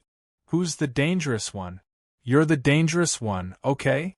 Don't forget that you're still riding a bicycle. Don't wander around and go home, okay? Why are you wandering around the streets alone? You're alone, why haven't you woken up yet? Ring ring ring, ring ring ring. Ah hong ah hong. A middle-aged woman, dressed in the same clothes, rode a bicycle over. She had some impression that this was her mother's coworker. She couldn't remember her name. Ah hong, why are they all sold out today? It's all because of this little brat. Ah, where did this little brat come from? Let me see. It was more or less a little greasy. She struggled a few times, but really couldn't resist this greasy auntie. Right, she remembered her name. It was an auntie who lived not far from her home. When her mother first started this job, it was this auntie who introduced her to it. The two began to chat. The greasy auntie took out a small bag from the basket in front of the bicycle and said, "My son and daughter-in-law brought back some tangerines for you to try. How can I accept this?" Zheng Hong was a little happy. Her mother naturally liked tangerines. She knew it very well. Seeing Zheng Hong peel one and eat it, she wanted to send some back in the future. Well, it's a little sour. Zheng Hong frowned, but she was still greedy. After eating one, she began to peel another one. Eat less, don't treat it like a treasure, okay? Our son is back. Don't come out to ride the bicycle these 2 days. Zheng Hong looked at her friend and smiled. The greasy auntie said, "I'm not selling anymore. I'll quit after this month's goods are sold out. My son said that he doesn't want to go out to work anymore. He came back to start a small business. He opened a breakfast shop and asked me to help him." Isn't that good? Zheng Hong was really happy for her friend. She was a little sleepy as she listened. The topic of middle-aged people was still very far away from her. Perhaps it was because of the cat's body, she always felt sleepy. The weather in the south was cold in March and April. She curled up in her mother's arms and didn't move. Your Tao Kai is also doing well. I heard that he entered a big company and has a bright future. The greasy auntie said with a smile, "You should think about your life. Don't be so tired." Zheng Hong shook her head and said, "I'm bored. Unlike you, I have a grandson to take care of." The greasy auntie knew Zheng Hong very well. They talked a lot in daily life. "How are you and Tao Tao recently?" Zheng Hong smiled and said, "How can it be? We just call each other. We don't see each other usually, but the phone still comes often." I don't. She suddenly remembered that others said that parents never said bad things about their children in front of others. Isn't that good? The auntie smiled happily. Although this child is a little stubborn, she is very protective of you. I remember when you were a child, this girl would take a broom and stab people when you made things difficult for them. That's a lot of trouble. Zheng Hong smiled and looked down at Pixie, who was in her arms, and stroked its back. I like this girl too. Why don't we introduce her to someone when she comes back next time? Someone with a good character. The auntie suggested. She opened her eyes and looked up, afraid that her mother would agree. This was the most troublesome thing for her. She should be able to do it, right? Oh, don't worry about it. Zheng Hong laughed and said, "I won't give you money for a matchmaker. Besides, it's not a big deal to get married later. Tao Tao is doing well outside. She said that she wants to focus on her career. Besides, it's not the same as before. It's not a big deal to get married later. Nonsense. You are the one who talks about this topic with me every time. So, you have been protecting me all along. I really don't know what to do with you. The auntie shook her head and left after chatting with Zheng Lihong for a while. Zheng Lihong packed up her things and stood up. Her waist was sore when she stood up, so she had to massage it gently. Meow. She looked at it and cried out faintly. Then, she put her paws on it. She was a Scottish fold. What's wrong? You little guy, are you going to massage my waist? Zheng Lihong thought it was funny that this little guy was so smart. She picked it up and said, It's okay. I'm used to it. Used to? When and why you don't tell me? Meow. When it was almost night, she was sleepy. Cats were really fragile. She fell asleep without realizing it. It seemed that she was carried by her mother to the market. It should be time for her mother to prepare dinner. She hadn't been to this market for a long time. When was the last time she was here? Her memory stopped at a very short time. Her mother was carrying her 1-year-old Tao Kai and holding her hand. When it was time to close, the food in the market would always be cheaper. Sister Hong, do you want chicken? You want to kill one of the chickens you raised last time? No. I can't finish it in one meal. Zheng Lihong shook her head and said bitterly, You continue to raise it. I'm telling you, I'm raising this chicken for my daughter to eat. If you dare to sell it to others, I'll scold you to death. Aya, Sister Hong, we've been neighbors for so many years. What do you mean by that? Okay. Do you want half a piece of salt? I'll eat it. I didn't eat a piece when I came back last time. You. How long have you been waiting? Meow. Are you tired, little guy? We're going home soon. Do you want to buy a fish for you? Meow. You're not coming back for dinner? Why didn't you say so earlier? Aya, I'm sorry, Mom. I have to work overtime. I can't help it. Don't wait for me. I promise. I'll wash the dishes when I come back tonight. Okay. I'll talk to you later. Really? Zheng Lihong hung up the phone helplessly. She looked at the half a piece of salt on the table. I can't finish this much. Meow, I'm here. I'm here. Little guy, why aren't you eating? She saw the little guy lying at her feet and biting her trousers. Zheng Lihong held Pixie in her arms and laughed. What's wrong? Do you want to eat with me? I'm here. Okay, let's eat together. Zheng Lihong carefully picked up a piece of fish, removed the bones, and brought it to Pixie Puppy's mouth. The TV was on. Zheng Lihong didn't sit at the dining table. She just watched TV while eating alone. Last night, a fire broke out in the factory area of a famous company in our city. Fortunately, the firefighters arrived in time and there were no casualties. Zheng Lihong raised her head and muttered to herself, Aya, such a big fire. It's really lucky that no one was hurt. Another news report was on. Zheng Lihong muttered to herself again. Are you always so lonely? Only the lights in the living room were on, and the sound of the TV was playing. Zheng Lihong held a bowl of rice and spoke in small mouthfuls. Occasionally, she would say a few words to herself. Later, Zheng Lihong fell asleep and leaned on the sofa. She wanted to wake her mother up, but she couldn't. She was so anxious. Wasn't she afraid of catching a cold? She was wearing so little clothes. She wanted to bite a thin blanket, but no matter how hard she tried, she couldn't find it anywhere. Tao Kai, you bastard, the weather is not warm yet. Can't you put a heater in the living room? Didn't I send one back to my family? I can't cover my mother with a blanket. Tao Kai, you bastard. I meow. She finally jumped onto Zheng Lihong's body and snuggled into her arms. At least, she could give her some. Meow. She woke up again, but she didn't wake up from the dream.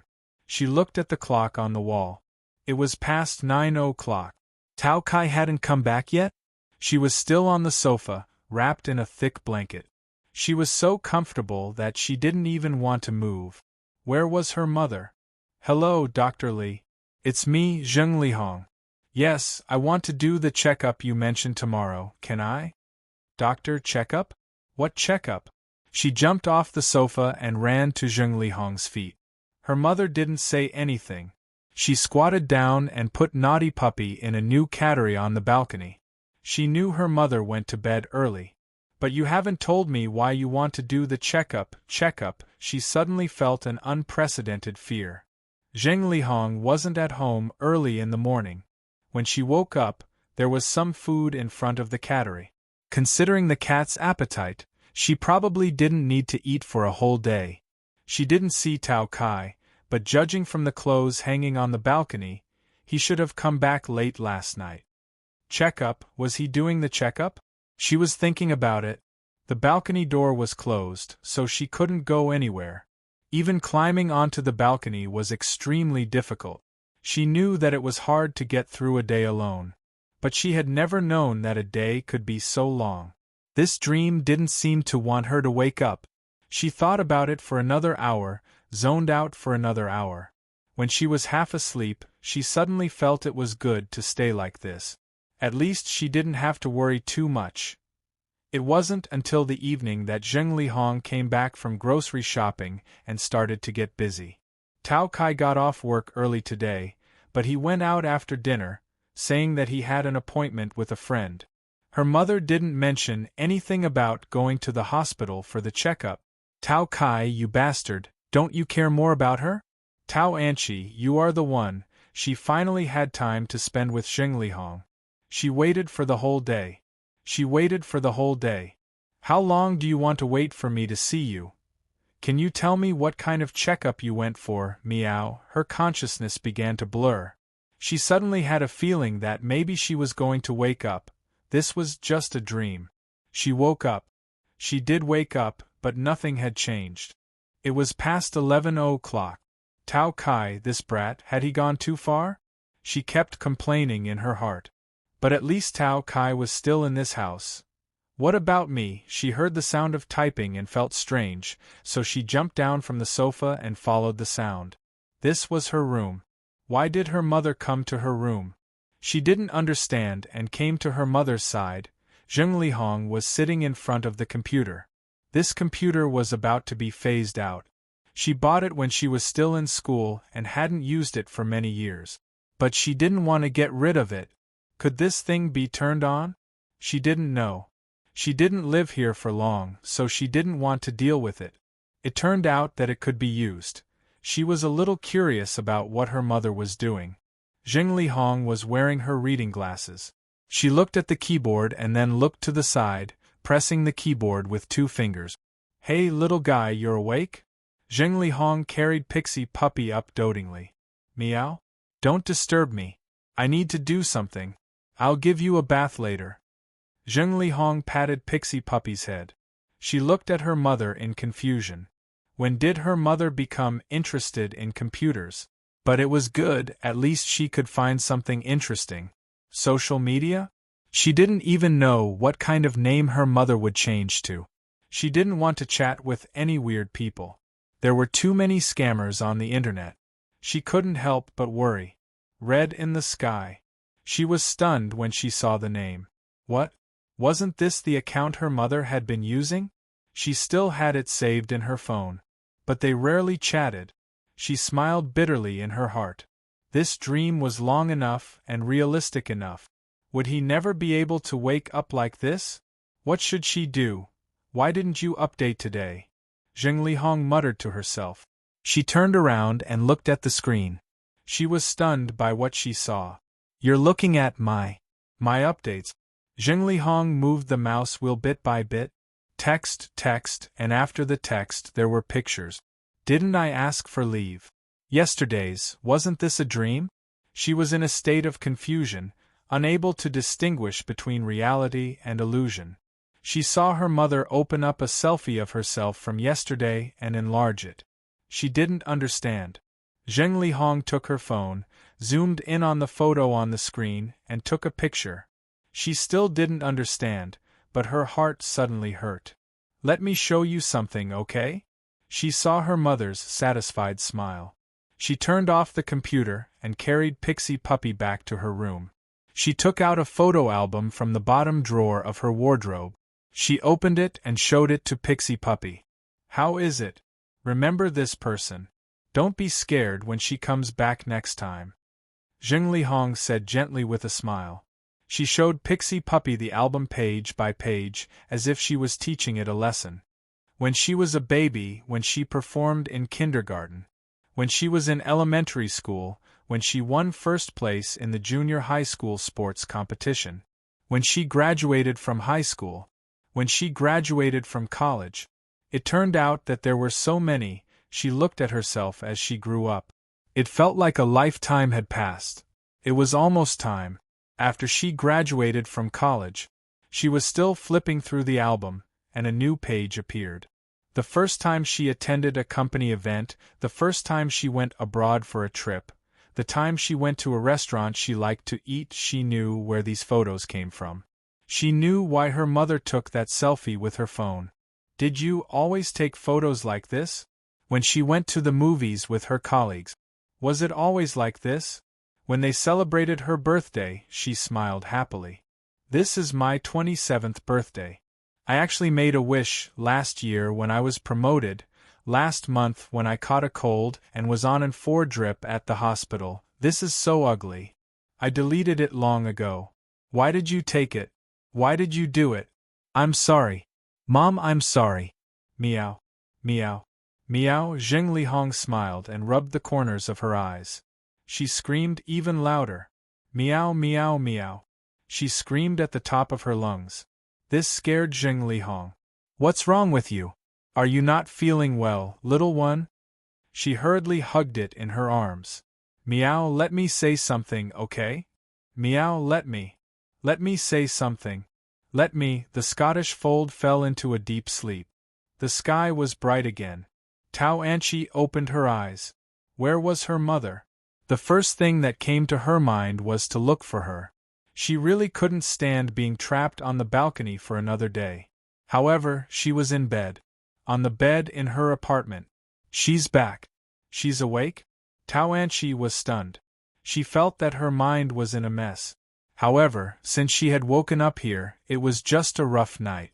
She heaved a sigh of relief, but at the same time, she also felt a sense of emptiness.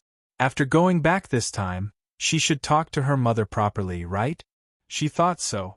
However, there was no time. In the morning? Tao Anchi was stunned. She grabbed her phone and looked at the time. 2 nights had passed. She only felt dizzy, and waves of hunger came over her. This was real. Could it be that she had slept for 2 whole nights? She was startled. Thinking about the dream where she turned into a Scottish fold, she grabbed the phone and called her mother, Zheng Lihong. No one answered. It kept ringing but no one answered. Tao Anchi was anxious and called Tao Kai. Hello. Sister, good morning. What's up? Are you home? Didn't I wake you up just now? Where's Mom? I called her but she didn't answer. You should go and see her. Okay. Wait. Let me see. She's really not home. Breakfast is ready though. Oh, no wonder she forgot to take her phone. Well, it's fine. Maybe she went to buy groceries. Or she took Pixie. She didn't take Pixie out? Where did she go? Go and find her. Sister, I worked overtime last night. I was so tired. Besides, Mom is so old now. It's fine. What do you mean? Didn't you go out drinking with your friends? Don't think I don't know. How did you know? Didn't I tell you? You're pissing me off. Go and find her. I'm coming back now. Sister? Beep. Not a dream. Not a dream. No matter what it was. Tao Anchi hurriedly got up. She didn't have time to think about the train ticket. She took a taxi to the airport and bought a ticket for the earliest flight. You're really back. When Tao Kai woke up, it was already 3:00 in the afternoon. Tao Anchi's eyes were red as if she had been crying all the way back. He immediately woke up. Sister, what's wrong? Tao Kai was shocked. Tao Anchi said in a hoarse voice, Didn't I ask you to find Mom? You only know how to sleep? Did something happen? I don't know. I'm very confused now. Anyway, get up now. I'll give you 3 minutes. If you don't put on your clothes and come out, don't talk to me anymore. Tao Anchi angrily walked out of the living room. She didn't even have time to change her shoes. She looked at the time anxiously, and at Pixie, who was in the cattery on the balcony. She still felt that it was unreal. She just pinched her arm hard, and the pain pierced her heart. It wasn't a dream. She rushed into her mother's room and found the photo album in the smallest drawer of the wardrobe. She opened it and her heart ached. She couldn't stop her tears from flowing down. What a silly mother! She even forgot to bring her phone. Zheng Lihong sighed. She had a bad memory. She left the house with a heavy heart in the morning and didn't remember until she arrived at the hospital. The report hadn't come out yet. She had to wait until it came out. It was said that time could pass very quickly or very slowly for the elderly. It could even pass by without them noticing. Zheng Lihong sat alone in the hospital. Time really passed quickly. She was in a daze for a while, and it was almost time. It turned out that she had been sitting there for a whole day. It was almost time, right? Zheng Lihong stood up with her hands on her knees. Just now, the nurse came over and told her that the report was out and she could go to the doctor's office. Zheng Lihong looked at the people who were waiting for their numbers to be called or sitting there like her. It was really uncomfortable to stay in this place. Dr. Li, my illness. She looked at the doctor who was about the same age as her, and nervously grasped the red shopping bag in her hand. Tao Anchi didn't tell Tao Kai about her strange dream. She just said that her mother might be hiding something from them and secretly went to the hospital for a checkup. This really frightened Tao Kai quite a bit. Dr. Li. Tao Kai was stunned. Yes. You know? Tao Anchi suddenly grabbed Tao Kai's arm. She was still holding the photo album. A few days ago, Mom fainted and was admitted to the hospital. I looked at the information and it seemed to say something like Dr. Li. Could it be, this is the hospital? Tao Kai pointed at the entrance of the hospital as soon as he got out of the car. Tao Anchi took a deep breath and walked in with a serious expression. At this time, the phone rang. She glanced at it and saw that it was a call from her boss. Tao Anchi gritted her teeth and directly hung up the phone. The two of them split up and looked for her in the hospital. She didn't know why, but she had a very strong feeling that it would be in this direction. Mom! Zheng Lihong sat on the chair in the corridor in front of the doctor's office, holding the checkup report in her hand and sitting there in a daze. Mom! When she looked up, she saw Tao Anchi standing at the corner of the corridor, gasping for breath and then quickly running to her side. Anchi? Why are you? Mom, Mom, Mom! Tao Anchi cried and directly hugged her, sobbing on her mother's shoulder. Mom, Mom, I'm sorry, I'm sorry. I won't go, I'll come back. I want to come back, I want to stay by your side, Mom, Mom, don't leave me, don't leave me. You child, why are you crying? Zheng Lihong's heart ached and she hugged her. Look at you crying, it's nothing serious. I know. I know. Tao Anchi cried. Is it a checkup? Zheng Lihong opened her mouth and finally sighed. The doctor said, it's benign. He just asked me to rest. You can see if you don't believe me. Benign. At this moment, she discovered that it was actually this kind of happiness. On the street. Sis, you've really decided to come back? Tao Kai curiously put his arm on Tao Anchi's shoulder and asked, didn't you say that you still have a chance to be promoted this year? Tao Anchi rolled her eyes. You idiot, if I wasn't at home, no one would cover my mom when she fell asleep. Tao Kai muttered, you make it sound like you've covered her before. What did you say? I said you're so beautiful. If you weren't my sister, I would definitely chase you. Go to hell. Zheng Lihong walked in front with Pixie in her arms, very happy. Behind her, the sister and brother were talking and laughing, just like when they were little. When they passed by a photo studio, Tao Anchi suddenly called her mother and Tao Kai down. She suddenly had an idea in her mind. Why don't we take a family photo? Jing Hong glanced at Tao Kai and laughed from the bottom of her heart. Of course, that's a good idea. Tao Kai pushed the door open and walked in, only to be greeted by a blonde girl and a smiling young man at the counter. Hey, aren't you? The young man said. Is there anything I can help you with? I want. Tao Anchi came from behind and hugged Jing Hong and Tao Kai. Can we take a family photo? Of course. The young man smiled. The preparation was very fast. In the studio, the blonde girl turned on the lights and the young man took a golden camera. Come on, everyone, smile, will you? Wait. Tao Anchi suddenly said. She thought for a while and then held Pixie in her arms. She had an indescribable feeling. The little guy tilted his head and blinked his eyes. And him. I don't know how many people's reports don't have the word benign written on them. I just hope that everyone has a benign story. There are no twists and turns in this story, and there is not much suspense. It's just a very simple story. Suddenly, she remembered the lyrics of a song. Even though there's nothing urgent, he still says he's busy. Even before leaving, he told me to finish the soup in the thermos. Old and young are safe under the houseplate, even if it can be posted for 10 more years. Still can have dinner together. God knows how many times. Chapter 1258. In the dark room, Luocio gently put the magnified photo paper into the developer tray prepared by Miss Maid. Black and white lines appeared on the pure white photo paper little by little, like ink melting in water. He enjoyed this process very much.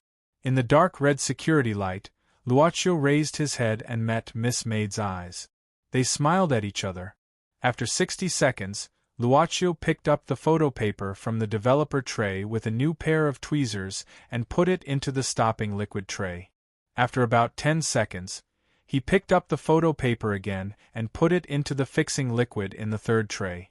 When the timer returned to 30 seconds, Luocio smiled with satisfaction.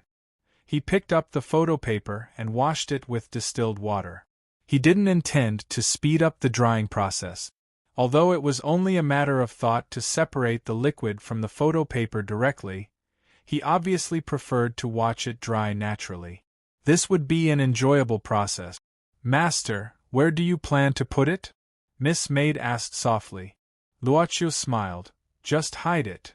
Just like the small ball or the small plate of gemflowers or maybe just a seed. Yu Yi knew that her master always liked to collect these little things. Although they were small, the thought contained in them would be like agarwood beads sinking in water, and the fragrance would linger for a long time. It had nothing to do with the shop's profit, but the master's hobby of collecting.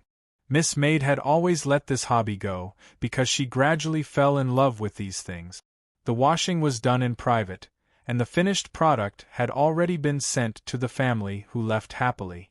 Well, I used the equipment of this photography studio. Before leaving, Boss Luo directly restored the used items to their original appearance and weight. If he directly paid for it, it would be a bit strange. The real owner of the photography studio actually fell asleep in the lounge. In fact, it was already time to get off work, but his family lived upstairs. How could he fall asleep? The owner of the photography studio shook his head in confusion. Just as he was about to return to the front of the shop to pack up, he vaguely saw 2 figures leaving. He rubbed his eyes, but he didn't see anything. Maybe he was just seeing things? Who cares? Nothing was missing anyway. It's already so late. On the street, Luocio raised his head and looked at the long street in front of him. It was like a lens, pulling all the way to the end. He glanced at the cabinets of the electronics store that he passed by. The TV series placed on the cupboard were broadcasting programs from different TV stations. The boss's gaze stopped at the news channel. Recently, several homeless people have gone missing in the city. The police appeal to the public to be careful when traveling. Luocio stomped his foot. Miss Maid whispered, "Master?" Luocio shook his head and didn't say anything. He turned around and took the maid's hand. He smiled and said, "Accompany me for a while." It seemed that Araya had begun to prepare a new script. After he very willfully redefined renziling, the original war between the transcendence and the secular world was naturally postponed. The direction of the big script wouldn't change. Since the choice of the reboot this time was the war between the transcendence and the secular world. Although the time of the reboot was postponed, it wouldn't really wait until then to really take action. Of course, it would make all kinds of sufficient preparations in the early stage. The protagonist of renziling was the Path of Cloth before. It was just unknown who the protagonist would be after renziling. In fact, Luocio could ask it properly. After all, the higher authority was placed here. However, it was better not to disturb it during this period. Sometimes, Luocio felt that he owed Araya number 003. He had already asked it to change the big script once. With Araya's deduction ability, it wasn't difficult to change the script halfway. However, it had to deduce again and again. If Araya had a heart, it would probably explode. It was like a designer who was constantly troubled by customers and had to change the drawings again and again. Some of Boss Luo's bad interests suddenly appeared. It was unknown whether this manager without a heart would really explode. It should be very cute. Wharf, Warehouse District. In the middle of the night, a black 7 Series slowly drove in. Not long after, the car stopped in front of a container. Seeing the car, several young men who were guarding here hurriedly put on smiles and greeted the car. Boss Cheng. Good evening, Boss Cheng. The man who got off the car covered his nose with a tissue. Cheng Yun didn't like the smell here. There were all kinds of smells, of course there were all kinds of people. When he came in, he met 2 similar cars, but they went to different places. Many smuggling bosses would choose this place to unload their goods. Cheng Yun didn't speak first, but just nodded. The young men who were waiting here understood and took the lead to make a gesture to the people behind.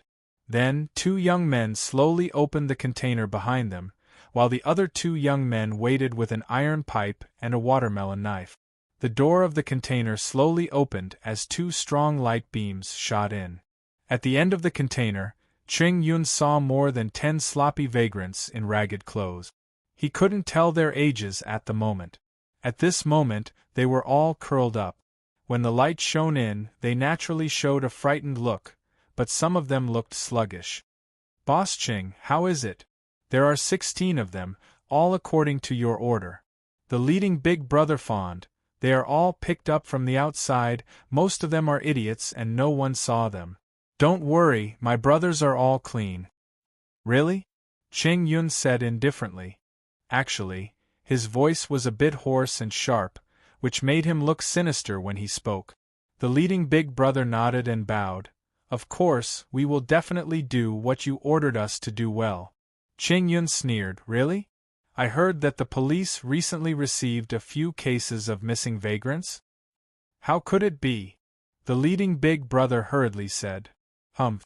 Cheng Yun snorted, how could it be? It was reported on the news on TV. Do you think I'm an idiot? Fat chicken, do you think it's easy to earn my money, so you can earn it however you want? The leading big brother. Fat chicken was so scared that he broke out in a cold sweat. Good people were afraid of troublemakers, gangsters and hooligans. But these troublemakers and hooligans naturally had people they were afraid of, like those who had great influence in government and business. It's like this. Fat chicken was frightened. I have 2 bastards who couldn't find anyone to report to, so I went to the train station and caught 2. Maybe it was a mistake. Humph. Boss Ching, I won't do it next time. I'll restrain my men. Fat chicken swallowed his saliva. Give me another chance. I'll do as you say next time. Ching Yun was just trying to scare them. He always needed them to do things for him. Nowadays, it was hard to do any business. Most of the black-hearted guys had started to change or turn white in the past 10 years. Therefore, when he was looking for people to do things for him, he might only find the same group of people left. No need. Ching Yun said coldly, now that there's trouble, you'd better hide. Don't hide, go somewhere else, don't stay here. Boss Ching, what do you mean? Fat Chicken didn't understand Qing Yun's meaning. Qing Yun rolled his eyes. Don't you know how to go to the county below to find people? Can't you find a place to shoot? How do you survive? Yes, I understand. Fat Chicken nodded at once, then asked shamelessly, Then? Boss Qing, what do you think of the goods this time? Qing Yun glanced at them and waved his hand. Someone came up from behind and looked at Fat Chicken. Don't worry, Master Qing will pay you for your hard work. Be smart next time. If something goes wrong, you can go to Thailand and come back to start your career. What? Fat Chicken didn't know what that meant. He only thought that Thailand was not bad. He had played with some transvestite before and still couldn't forget about them. He was hopeless with such quality. This year's hooligans were not good enough. Qing Yun sighed in his heart. He glanced at the goods in the container and then muttered, Why is there a bald head? So unlucky. Soon after, the container got on the car and drove away slowly. 3 haggard researchers in white robes were pushed into an office by several men. They looked a little frightened, and they looked like they had not had a good rest for several days. This place was still Austin Pharmacy. It had been 3 days since that night's incident. The researchers in the underground lab didn't know what happened outside. They only knew that after the cultivation cabin exploded that day, they were locked down by the intruders. The 3 people who came were the main leaders of the research team, 1 head and 2 assistants. They thought they were going to meet Mr. House, but they didn't expect it to be Mr. House's personal assistant, Jimmy. His Chinese name was Tang Tianlin. You can leave first. Jimmy. Tang Tianlin waved his hand. Several men who were obviously not ordinary security guards nodded and left without saying a word, closing the office door. Tang Tianlin sat on the chair, looking at the 3 leaders who had been in charge of the underground research project for the past few years. His gaze made them feel scared. Assistant Tang, seeing their uneasiness, Tang Tianlin said expressionlessly, Let's not talk about the intruder. This experiment was supposed to fail, right? The 3 of them trembled. The doctor who was the leader gritted his teeth and said, Assistant Tang, I'm solely responsible for this. I was the one who hid it from Mr. House. But I had no choice. A technology like consciousness transfer isn't something that can be researched by humans at this stage of the game. Not to mention consciousness transfer, it's not even possible to replicate consciousness. But Mr. House urged me to do it. I really had no choice. I'll take responsibility for this myself. I hope you can let them go for the sake of everyone's work over the past few years. Doctor. The 2 researchers behind him looked sad and indignant. Tang Tianlin waved his hand, motioning for them to calm down. Although this experiment failed, I think it's not bad that it failed. The 3 of them were originally on tenterhooks, but after hearing the second half of Tang Tianlin's words, they were stunned. What did this person say? Not bad that it failed? Tang Tianlin said slowly, I plan to disband this research team. The 3 of you and your team members, I'll arrange for you to go back to where you came from and reunite with your families. But not now. I didn't hear wrong. The doctor looked at Assistant Tang in front of him in disbelief. Mr. House would disband this research team? This was impossible. No one knew better than him about the old man's persistence in living. Unless Mr. House was already, suddenly, he seemed to have thought of something. He more or less knew some things about Mr. House. This old man didn't leave any descendants and was all alone. If Mr. House couldn't be reborn, then his wealth would be.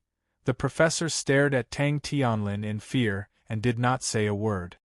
That's all, Tang Tianlin said calmly. I'll arrange for you to stay somewhere else first. You won't be able to leave immediately, but I'll allow you to contact your families first. Of course, I don't want you to talk about what happened these past few years. 5 years ago, House was able to find you and your families. I think it won't be difficult for me to do what I did 5 years ago again. Don't worry, we definitely won't reveal what happened these past few years. Go, I'll give each of you a sum of money. Just treat it as your salary for these few years. Tang Tianlin waved his hand and then pressed the landline on the table. Soon after, someone came in and took the three away. Tang Tianlin stayed in the office alone. This was originally House's office, where the entrance to the underground laboratory was. The lock on the office door was changed the next day. He had found the mechanism to enter the underground laboratory in the past 2 days. After locking the door, Tang Tianlin opened the entrance to the underground laboratory again. He slowly walked down the stairs. Other than the researchers who went out, the guards who died here had also been cleaned up and left. It took him a lot of effort to deal with the bodies. Apart from that, there were no traces of cleaning up here. The fragments of the exploded cultivation cabin were still scattered all over the ground. Tang Tianlin walked alone into the area that was originally provided for the researchers to live in.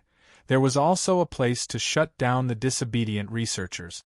It was a water prison specially built by Mr. House. At this time, in the water prison, a man in a white shirt was shivering in the cold water prison. He was chained up. After hearing the footsteps, he became extremely agitated. "Let me out!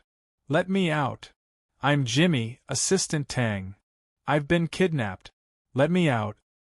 He had no choice but to stop shouting. Then, he revealed an extremely frightened expression, looking at the man who appeared in front of him. Wearing his own clothes and even having the same face as him. That day in the club, the devil who suddenly appeared behind him, knocked him down and replaced him. "Don't come over! Don't come over!" He struggled in the water prison in horror, causing waves of water to splash.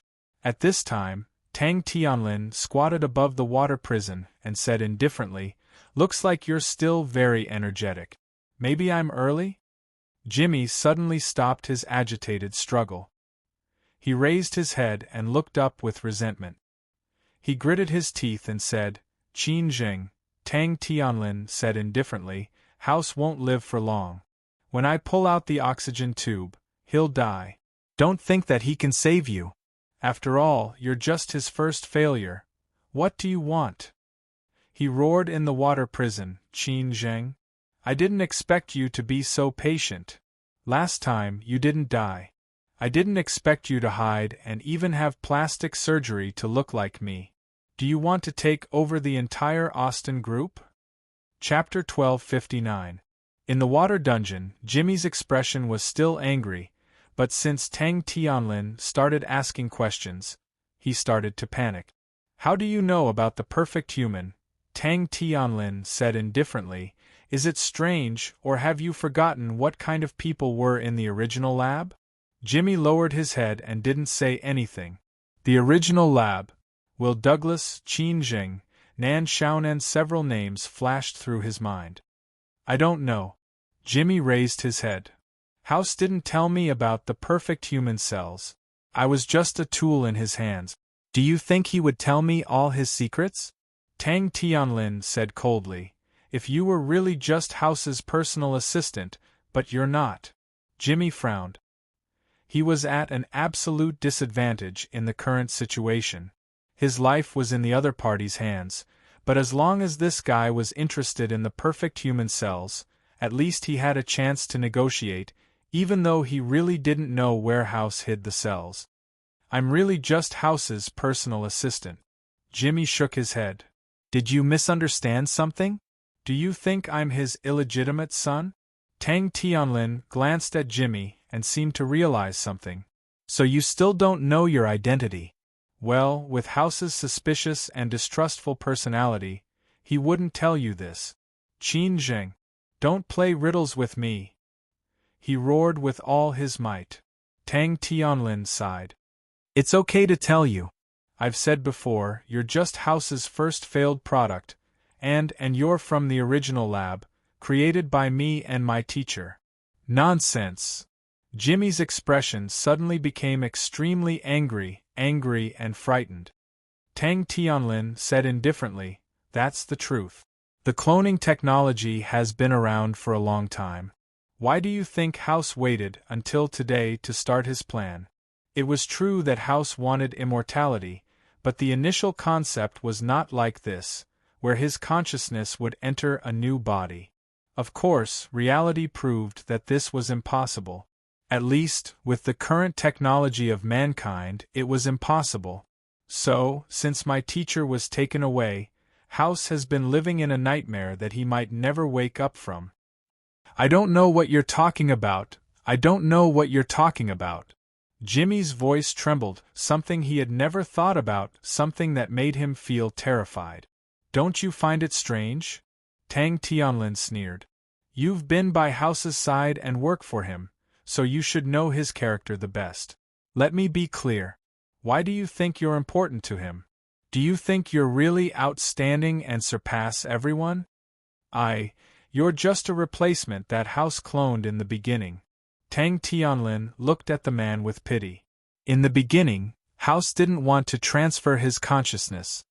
He just wanted to have a complete and healthy body that could provide him with fresh energy at any time. It was also genetically compatible with his body so that there wouldn't be any form of rejection. Simply put, you're a part that House created. You're even his last resort. If he couldn't survive until the experiment succeeded, you'd probably be sent to the operating table to provide enough organs for his body. Nonsense! Jimmy roared. I'm Tang Tianlin, I'm nobody. I have complete memories, from birth to now. Don't lie to yourself. Do you remember anything before you were 10 years old? Tang Tianlin shook his head. The only memories you've experienced are these few years. Before that, you've been under a kind of hypnosis since you were born. We couldn't transfer your consciousness back then, but through hypnosis and drugs, we could still give you a complete life. Bullsh *T. Bullsh *T. Bullsh *T. He madly used the iron chain to stir the water prison, and water splashed everywhere. But at that moment Tang Tianlin took out a kerosene lighter from his clothes. He opened it and closed it, and the sound of metal clashing could be heard clearly. Jimmy didn't know what he was doing. Like a beast, he rushed to the edge of the water prison and tried to climb up, but to no avail. His nails even fell off from clawing at the wall. Tang Tianlin was expressionless. He just slowly said some words that were unrelated and had unknown meanings in various languages. Snake, butterfly, paper, Leonardo da Vinci, 17, femme, la libertà. Jimmy, who was on the verge of losing control, slowly calmed down after Tang Tianlin's voice and the sound of the lighter. In the end, he even stood still in the water without moving an inch. Tang Tianlin finally said, "Return to Ashi." Jimmy instantly seemed to have been wound up. His eyes were empty, but his voice slowly continued, Snake, butterfly, paper, Leonardo da Vinci, 17, femme, la libertà? Return to Ashi. Tang Tianlin smiled and put away the lighter. He looked at Jimmy and said in a low voice, "Welcome back. Number 1, do you still remember me? I'm Qin Jing." "Hello, Mr. Qin," Jimmy said word by word. His eyes were still empty. "I need information about the perfect human cells." Tang Tianlin said slowly, "How much did House tell you?" "Tell me all of it." "He never told me anything about the perfect human cells," Jimmy said slowly. Tang Tianlin frowned and said, "But you obviously know about the perfect human cells." Jimmy raised his head slowly. "This is information I obtained by accident. It was information about the perfect human cells when I overheard House talking to someone on the phone again." "Phone call? Do you remember the content?" Tang Tianlin stared and asked. Jimmy said, "Saint ritual." He seemed to be begging the person on the other side of the phone. He hoped that the other party could help him get rid of the pain of his illness. He hoped that he could accept first. Tang Tianlin frowned. Jimmy stopped. He couldn't help but ask, "First what?" Jimmy shook his head. "He found me outside and immediately cut off the call. Since then, He rarely talked to anyone on the phone in front of me. Except first, Tang Tianlin walked back and forth on the water prison and whispered, "Saint Ritual?" Tang Tianlin suddenly turned around and looked at Jimmy. "Since you found it strange, didn't you do anything?" Jimmy was in a state of asking and answering questions. He thought slowly and said slowly, "I traced the source of the call. It was a call from the United Kingdom, probably from Middlesbrough." Tang Tianlin muttered, "Has House been to Middlesbrough in the past few years?" Jimmy shook his head. "He's been in China all this time. He hasn't left."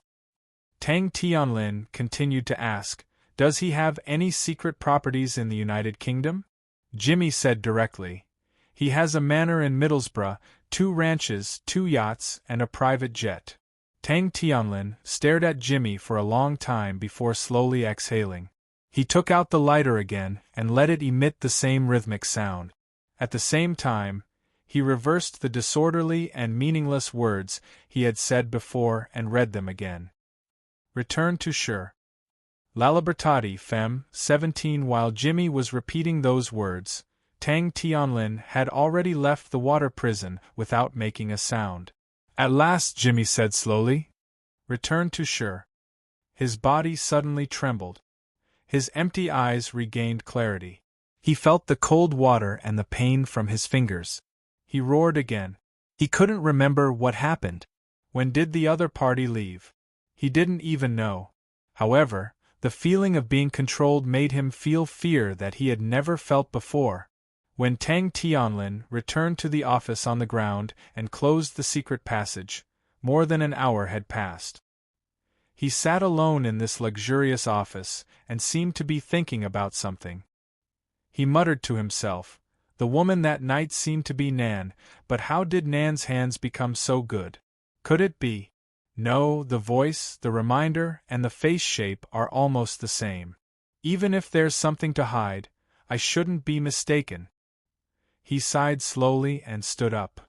"Maybe I should get in touch with Nan using the identity of Tang Tianlin. But now is not the time." Thinking of this, he pressed the landline on his desk. "Prepare a car for me." "Assistant Tang, where are you going?" Tang Tianlin thought for a while and said, "Let's go to the hospital. I want to see Mr. House's condition."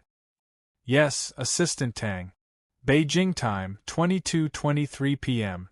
The building called the Temple of Heaven had turned off all its decorative lights, and the tourists had also left. This place was empty, extremely empty. Above the huge round altar was the dim night sky. A young man in his 20s with a square face was walking slowly in front of the square of the Temple of Heaven with his hands behind his back. It was still very cold, but this young man's clothes were so thin. He didn't seem to be cold. What was more strange was that when the cold wind blew, it automatically separated from him, but it was late at night and there was no one nearby, so this strange scene was not seen by others. Built during the Yongle period.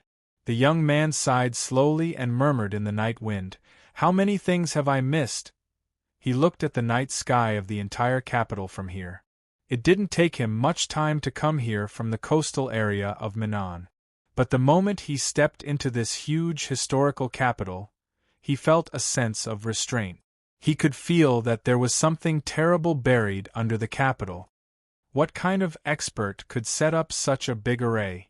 Could it be the successor of the Cotton sect? He didn't forget why he came to the capital alone this time.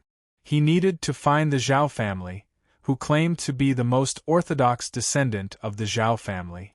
But it didn't seem easy because of the omnipresent pressure in the capital. Ordinary people didn't feel it, but at his level, he could easily sense it. Especially when he used the most extreme method to force himself to stay in the world of the living. Maybe he was better than demons, but compared to ghosts, he wasn't much worse. The closer he got to the center, the more the righteous energy of heaven and earth, and even the vigorous human aura of this country, faintly suppressed him to the point that he couldn't breathe. But after all, he was once the emperor of a dynasty. Even though the Zhao family's dragon veins had been broken, there were still some remnants. Someone had an outstanding descendant with great luck, and there were faint signs of the Zhao family's dragon veins being reformed. He, the former emperor of a dynasty, got some benefits instead, so he wouldn't be treated as a ghost by the array under the capital. But he had to be careful. Forget it. He shook his head. Let's wait for Gong Fanqing to find us. Thinking about it, he felt a little dispirited. On one hand, the luck of this new country was so strong that it made him feel rather powerless. On the other hand, after going north and seeing the progress of the modern world, he felt like he was walking into an illusion. He didn't even know if it was right or wrong for him to wake up 1,000 years later. It's such a good night, it's a pity not to drink. But just as he turned to leave, a long voice came from behind him. He frowned and turned around, only to see a figure walking on the moon above the altar. He was wearing a white tang suit, and his hair was mixed with gray and black. He was holding a pot of wine in his hand. Finally, the man in the white tang suit landed in front of him, as light as a feather. He said with a smile that was not a smile, "When did such a terrifying martial arts expert come to the capital? I actually didn't know. I've been too lazy recently." He frowned. The man in the tang suit gave him an extremely dangerous feeling. This person was even more powerful than his previous subordinate, Gongsun Wua, who had died in the hands of Song Haoran. He couldn't help but narrow his eyes. I'm also very curious that there is such a martial arts practitioner in this world. How should I address you?" The man in the tang suit smiled slightly, took a sip of wine, and said with a smile, "Those who know me all call me an old man." He couldn't help but smile, and then said seriously, "When an old man is angry, blood flows like a river. What an old man!" Old man! Fire Cloud Evil God looked up and down at this young man. It was easy to see through the age of a martial artist, but Fire Cloud Evil God really couldn't see through this person. He couldn't see through his age, but only felt that he was evil and terrifying. His whole body was like a blood demon, full of murderous aura, but there was a strange dragon aura protecting him. Chapter 1260. Let's try the sword. The old man's breath broke through the waves. He exhaled, and an earth-shattering and powerful true power of a martial cultivator instantly swept over. However, such a huge amount of true power did not damage a single brick or tile on the Temple of Heaven square. He stood there motionlessly, with a wisp of chi and blood on his body, blocking the old man's breath that seemed to contain the sound of wind and thunder. Whether he was a master or not, he would know with a try. The old man could suppress so many Taoist warriors by himself. His vision was so high that he could definitely be ranked in the top 10 in the whole Kelowna. The old man's eyes shone with a dazzling light. "Outside the Xianyuan Palace where the inheritance of the human emperor is, I didn't expect there to be such a person in the world. Your Excellency, I'm going to be serious." He snorted. As the emperor of a dynasty, when had he ever been so noisy in front of him? But this martial arts master in front of him mentioned the Xianyuan Palace. Was it related to the inheritance of the human emperor? But as the emperor of a dynasty, he had also received the inheritance of the Xianyuan Palace and received the support of the Xianyuan Palace to pacify the world. He only thought for a moment. The self-proclaimed old man in front of him was so powerful that he wasn't inferior to him. He suddenly turned over his palm behind his back to deal with the changes. At this moment, the old man Fire Cloud Evil God laughed out loud. He was extremely still, as if he could reach the other side of the world with a single step. With a single step, he crossed the distance of more than 10 meters and punched out. This punch was straightforward and simple, but it came with great momentum. His eyes brightened. Such a punch could be said to be rare in his life. Even Gongsun Wua didn't seem to have reached such a level before he died, so he was slightly inferior. However, he snorted coldly. He slapped out his palm, which easily hit the old man's fist. When the fist and the palm collided, Two different but terrifying true forces directly entered the most violent confrontation. It's the great ancestor's long fist. He suddenly sighed faintly. The old man raised his eyebrows. Great Tao is simple, the simplest and most useful skill. Don't look down on this great ancestor's long fist. But he shook his head, and the power of his palm was suddenly released. The old man was secretly shocked. Unexpectedly, the opponent's palm suddenly changed into a long fist and punched out. It was the same great ancestor's long fist that he used. The power of the fist covered the sky and covered the earth, and it actually instantly destroyed the fist intent that fire cloud evil god had brewed. This old man had immersed himself in this set of long fists for dozens of years, and he believed that he had already comprehended the truth of this set of simple fist techniques. But at this moment, this punch, it was great ancestor's head's long fist. Head's long fists head's long king's head heads long. The sound of metal clashing against stone was deafening. Indestructible Vajra, ha! He withdrew his fist and turned around, looking at the old man who had slid back several meters under the force of his fist. The indestructible Vajra body that was passed down by Patriarch Bodhidharma. The old man casually rubbed his chest, and the corner of his mouth rose. To be able to practice this long fist to this extent, you can be called number one in the world. He secretly sighed. The great ancestor's long fist, this was the fist skill that he had created in the past. In this world, no one could surpass him in terms of understanding of it. He shook his head. You have the great king body, so let's not continue this battle. Otherwise, if the temple of heaven is destroyed, it will lead to the counterattack of the great formation under the capital. It's not what I want. This old man was a peerless, ferocious person who had killed his way from the east of the Changbai mountain to the South Sea for 3 whole years. After leaving the Xianyuan palace, this was the first time he had met such a strong martial artist. How could he give up so easily? If we can't fight here, then let's fight in the sea. Fire Cloud Evil God said loudly, with our strength, it won't take more than half a night to reach the seaside. He still shook his head. It was true that he was strong in martial arts, but in essence, he had never considered himself as a martial artist. He also didn't have the general idea of being happy to see martial art. He had never thought of fighting for the number one martial artist in the world. What a joke, the world was once under his control, so he naturally didn't care about the number one martial artist. But this kind of martial arts fanatic was the most difficult to deal with. He came to the capital for more important things to do, so he didn't want to complicate things. Old man, right? He pondered and slowly said, I have a sword move. I'll only use this move, how about it? You used the sword? Fire Cloud Evil God was surprised. This person's fist skill was even better than his, but from his words, could it be that his sword skill was better? He didn't say anything more. He pinched his fingers and casually placed them, and softly recited, Dragon flying in the sky, picking the stars. Between heaven and earth, the stars seemed to dim. Fire Cloud Evil God's heart suddenly jumped, and the demonic weapon in his body seemed to be roaring. Human Emperor, Son of Heaven sword technique. In Fire Cloud Evil God's eyes, thousands of sword energy formed a huge sword dragon, soaring into the sky, and then turned into starlight.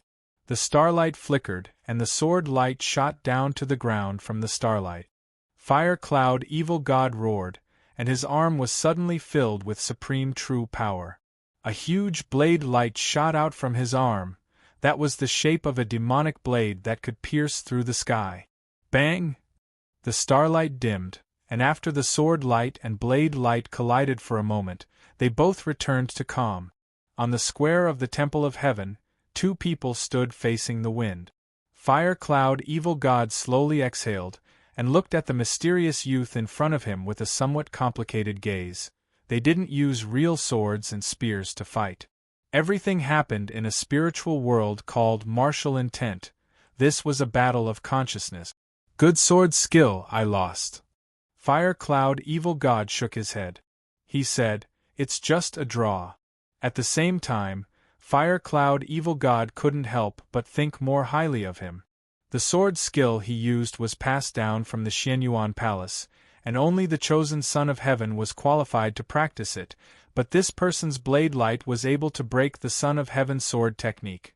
Although the person who passed down the Son of Heaven's sword to the human emperor said that without the Son of Heaven's sword, this sword skill couldn't be used to its full potential, but this sword skill was essentially not a martial art of the mortal world. That strange blade light vaguely seemed to have a great horror. Fire Cloud Evil God said, "A loss is a loss. What broke your sword skill is not my own martial arts. It can only be regarded as an external force. Winning with external force is not a win, let alone a draw. Is your name Gongsun?"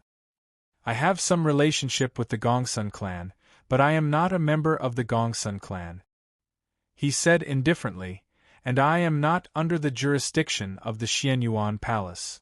Fire Cloud Evil God pondered for a moment. "Do you know the administration? Kelowna 2 World Agreement, have you ever read it?" He shook his head. Fire Cloud Evil God nodded, then said, "This is the land of the capital, an important country. I hope you can exercise some restraint in your actions." "Of course." He nodded, then retreated, and in the blink of an eye, he disappeared into the night. Fire Cloud Evil God raised his wine bottle and took a small sip, then muttered, "What an unpleasant fight." Not long after, a group of 7 people walked quickly toward Fire Cloud Evil God, and the person in the lead was Yen Xiaoxi. "Master?" Yen Xiaoxi walked to the front, but she looked around. "The formation has identified that a power with a danger level close to the highest has invaded the capital. I've fought with him."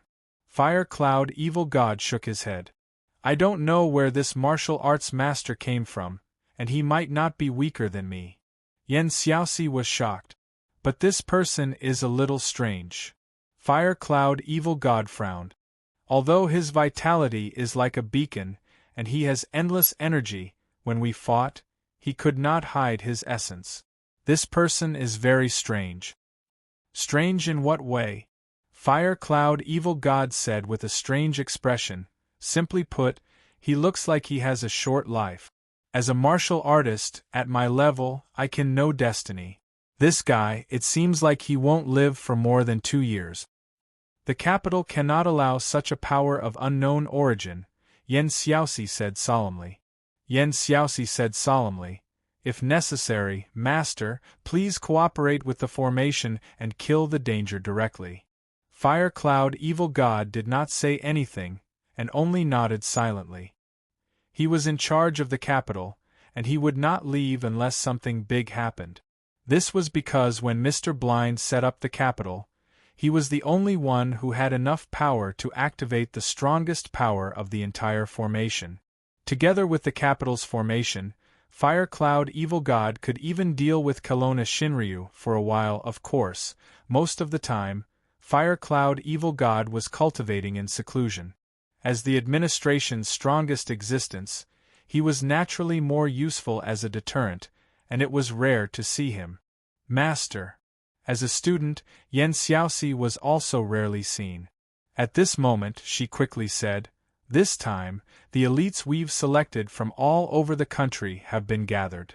"Got it." Fire Cloud Evil God nodded. "Send them to my place." All along, the administration had several training methods for the agents. One was to train them within the administration, where they would learn martial arts. The other was to send them to the Taoist sects and the various major demon clans. On one hand, it was to understand the movements of the Taoist sects and the demon clans, and on the other hand, it was to combine the power of the Taoist sects and the demon clans. However, after the Mount Tai incident, the Taoist sects and the demon clans were at odds with the administration. This large batch of elites had far exceeded the previous batch, and naturally, they could not be sent to the Taoist sects and the various major demon clans again. "I understand." Yen Xiaoxi nodded. "There's one more thing. It's about the Zhao family." Fire Cloud Evil God seemed displeased when he heard this, and said calmly, "What are these aristocratic families doing now?" Yan Xiaoxi said, "The Zhao family seems to be secretly making contact with this batch of new students. Currently, we can confirm that 3 of the students have become spies of the Zhao family." Fire Cloud Evil God shook his head and sighed. Think about it. What kind of people are the elders of the 4 aristocratic families? They've sacrificed their lives for the country, and yet, their juniors are so pathetic. Xiaoxi, you can handle this matter. I can't be bothered with these bastards. I'm going back to drink. Wait, master, there's one more thing. Yan Xiaoxi tugged at him again. Consultant Long sent an email saying that she's going overseas for a short while. Fire Cloud Evil God frowned. What's she going overseas for?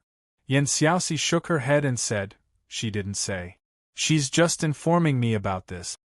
Got it. Fire Cloud Evil God nodded. Let her be. The thing was, the administration could not control this Shinryu from Kelowna at all. At night, a private car drove slowly into capital city's airport. Traveling light, Zhong Luoyue only carried a small suitcase and put on a pair of sunglasses. She did not even bring anyone with her. She only had Elizabeth by her side. In order to attract unwanted attention, Zhong Luoyue even dyed Elizabeth's white hair and white brows into a golden hue. Are you sure you don't want to see your grandfather? Zhong Luoyue shook her head.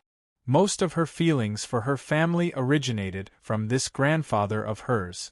Some feelings were hard to control even for her. When she saw this old man again, she was even afraid that she would not be able to control herself and tell him about her situation. This time, she was in a hurry to leave, partly because she wanted to be able to undergo her first metamorphosis outside of the country. Elizabeth had reminded her more than once that the first metamorphosis was very important for vampires.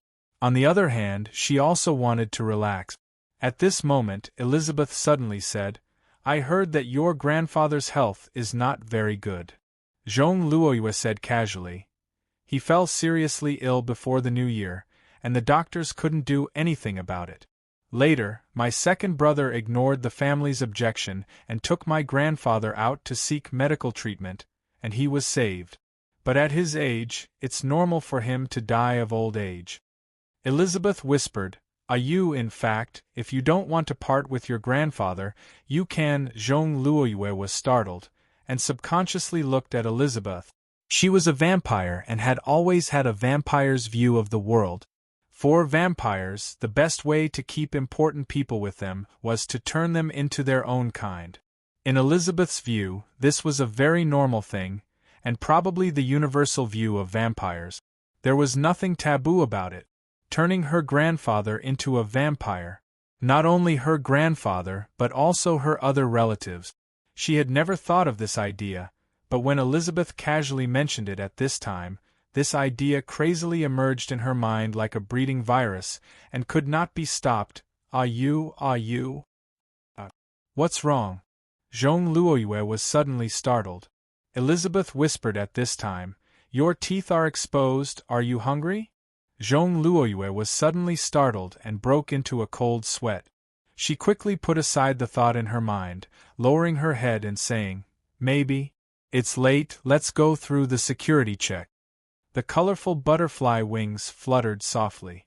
Luo Dance, who only wore a thin dress, was floating and moving in the corridor at this time, with a comfortable expression on her face. Her hair was not yet dry, and there were still remnants of the hot shower on her body. Her cotton clothes had absorbed the moisture very well, clinging to the skin of her chest. But the clothes only covered up to her buttock. She was like a cloud blown by the breeze, floating into the living room, holding a bottle of Talensu in her hand, sucking hard with the straw. "Can you put on your trousers?" Long Shiruo, who was lying on the sofa with potato chips in one hand and watching a trashy comedy program, glanced over. Kelowna's Shinryu almost showed an uncle's behavior of scratching her buttock. "I'll put it on later, now it's cold down there, so comfortable." The little butterfly floated to a large cushion on the floor and sat down, spreading her legs, and the thin clothes just covered her legs. Her clothes were still wet, and the skin was faintly visible. So was her hair. Kelowna's Shinryu really couldn't stand such a lustful appearance. Who was she trying to show this to? After rolling her eyes, she blew out a puff of air, instantly drying the traces of water on Luo Dance's body. Wow! Luo Dance happily exclaimed all over. Long Shirua shook her head, sitting up and turning off the TV. She looked at Luo Dance and said, "Girl, pack some clothes later and accompany me to go out tomorrow." "Where are we going?" Luo Dance asked curiously. Long Shirua said casually, "To see if the thing you made works. You've promised to cure that guy for hundreds of years." "Well?" Luo Dance blinked her eyes. "The thing I made?" Long Shirua scolded secretly, "Bitch! Go pack your things right now." Shinryu roared. Chapter 1261. Late at night, before dawn, in the private hospital under the name of Austin Pharmaceuticals, Tang Tianlin was sitting in a decorated office. He appeared as Tang Tianlin, and had many conveniences. But at the end of the day, it was naturally because House had delegated power to the real Tang Tianlin. Mr. House was already an old man with one foot in the coffin. He definitely did not have much energy to manage the assets under his name. House had no descendants, and no one around him was trustworthy. But he could put Tang Tianlin in an important position, because Tang Tianlin could be said to be a clone of Mr. House. His feelings for Tang Tianlin were naturally different from other outsiders. He had no reason not to treat an individual who would become his backup organ sooner or later. Tang Tianlin even had the same authority as House himself in the allocation of the group's funds. It could be said that under the premise that House himself did not speak, Tang Tianlin could completely represent Mr. House and use all the resources in the group. Of course, this did not include House's personal assets. It was a pity that the real Tang Tianlin did not know about this. He was still immersed in his dream of being a senior manager of the Austin Pharmaceuticals business empire and having great power in his hands. House had been quietly observing and allowing Tang Tianlin to grow. There was no other reason than that House had the ability to directly control Tang Tianlin. Just like how he was able to awaken Tang Tianlin's true memories through a specific code, Mr. House had also mastered this code. It was just that Mr. House no longer had the chance to use this code to this day. And naturally, he would not give House the opportunity to do so. A few hours ago, in the factory of Austin Pharmaceuticals, he came into contact with the real Tang Tianlin and used the code to awaken the real Tang Tianlin's main personality. After obtaining Mr. House's information, he rushed to the hospital without stopping and ordered his subordinates to prepare some things. "Assistant Tang, everything is ready according to your instructions." At this time, a young man about the same age as Tang Tianlin walked in quickly. As Mr. House's personal assistant, Tang Tianlin was the only one. But Tang Tianlin himself had 4 personal assistants, and they could be said to be Mr. Tang Tianlin's trusted subordinates. "Then let's begin." Tang Tianlin nodded. During the time when he was being hunted down, fell into the sea, and disappeared, he used almost all his time to imitate and learn everything about Tang Tianlin. This was not difficult. Whether it was Tang Tianlin's appearance or Tang Tianlin's character, he had participated in the production of Tang Tianlin's character, but after plastic surgery, he needed some time to recover. He had always been looking for opportunities. Tang Tianlin's appearance in the private clubhouse last time was an excellent opportunity for him. "Is there anything else?" Tang Tianlin looked at his assistant, who seemed to want to say something but stopped on second thought. He then looked at him indifferently. "Mr. Tang Tianlin." This assistant had been with Mr. Tang Tianlin for a long time and could more or less guess Mr. Tang Tianlin's ambition to take over Austin Pharmaceuticals. Now that he thought of what Tang Tianlin wanted to do, he was still a little hesitant. "Mr. House," Tang Tianlin said, "you don't have to worry about other things. Just do as I say. Without House, do you think I can't do anything about Austin Pharmaceuticals? The assistant broke out in a cold sweat. He thought, was this person finally going to take action?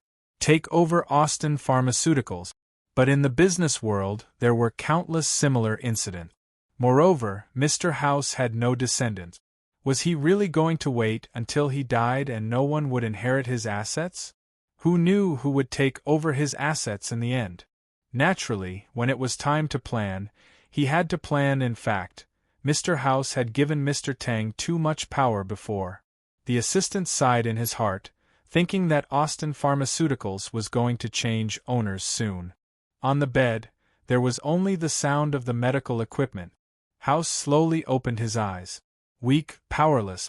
Even just staying awake seemed to be a burden to his heart. House was very unwilling. That person was not Jimmy. Even though they looked exactly the same, it was not Jimmy. Jimmy did not have that kind of gaze. That was Qin Zheng's gaze. When did Qin Zheng replace Jimmy and hide by his side?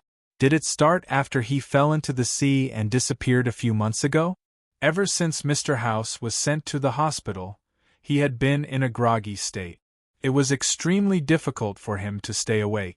Every time he woke up, he would not stay awake for more than 10 minutes. He knew that this was definitely Qin Zheng's doing, instructing the doctor to use drugs on him. This was his revenge. After a rare moment of sobriety, House felt more and more terrified, but he did not want to sit and wait for death. It should be dawn soon.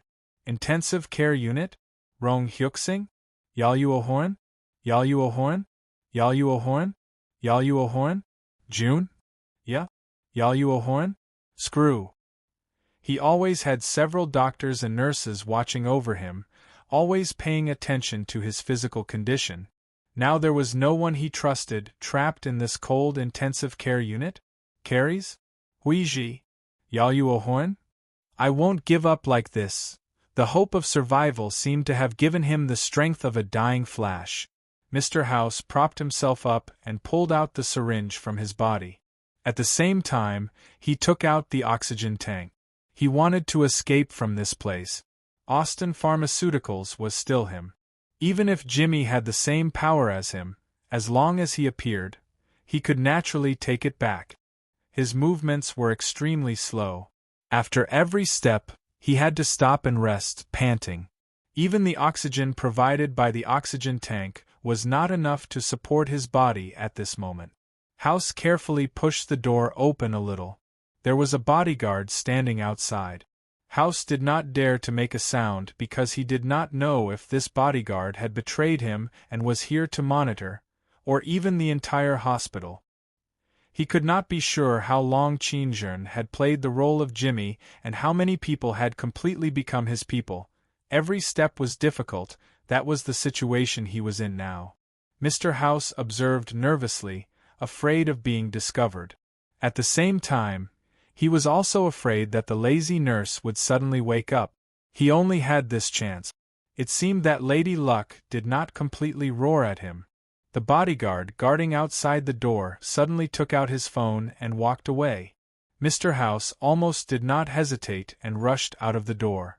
Wearing a hospital gown, he walked barefoot in the corridor. He did not walk too far as his body could not take it. But he found a place to hide, a doctor's office. Phone. That's great. He almost wanted to call out. Mr. House threw himself on the desk and picked up the landline with trembling hands. There was no trustworthy person in Austin Pharmaceuticals. Even if there was, Mr. House was not sure if the person had betrayed him or not. Mid-level staff? Sorry, he really did not know how to contact these mid-level staff. The housekeeper of the mansion. Could he have been bribed by Qin Zheng? Call the police. Mr. House quickly dialed the number. Hello, this is XXX Police Station. What's the matter? I'm Mr. House. I'm the chairman of Austin Pharmaceuticals. I'm imprisoned. Quick, come and save me, quick. You said you're the chairman of Austin Pharmaceuticals? I'm the king. I'm warning you, it's very serious to mess with an officer. Hello, hello. I'm really sh*t. Mr. House gritted his teeth and dialed the number again. But what made him feel inexplicably sad was that the other party did not believe him no matter what. This was too abnormal. Even if he was a pig, how could he not tell that something was wrong after he had called him so many times? But at this moment, there seemed to be rapid footsteps coming from the corridor outside the door. He shouldn't have gone far.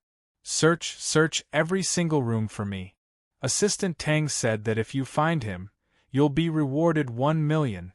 Mr. House was anxious. He did not know when the people outside would break into the room. Maybe in the next moment. He gritted his teeth and made up his mind. This might be his only chance. He picked up the phone again, but this time, he dialed an international long-distance number. It felt like a long wait. Mr. House was already sweating profusely. Fortunately, the call was connected. A low but magnetic young voice sounded, but Mr. House felt like he had heard gospel the moment he heard it. You'd better tell me the name I know in 10 seconds and explain how you know my private number. Dear Wally, my old friend, you definitely won't forget me. I'm House. House? Which house? Austin Pharmaceuticals. Dear friend, you definitely won't forget me.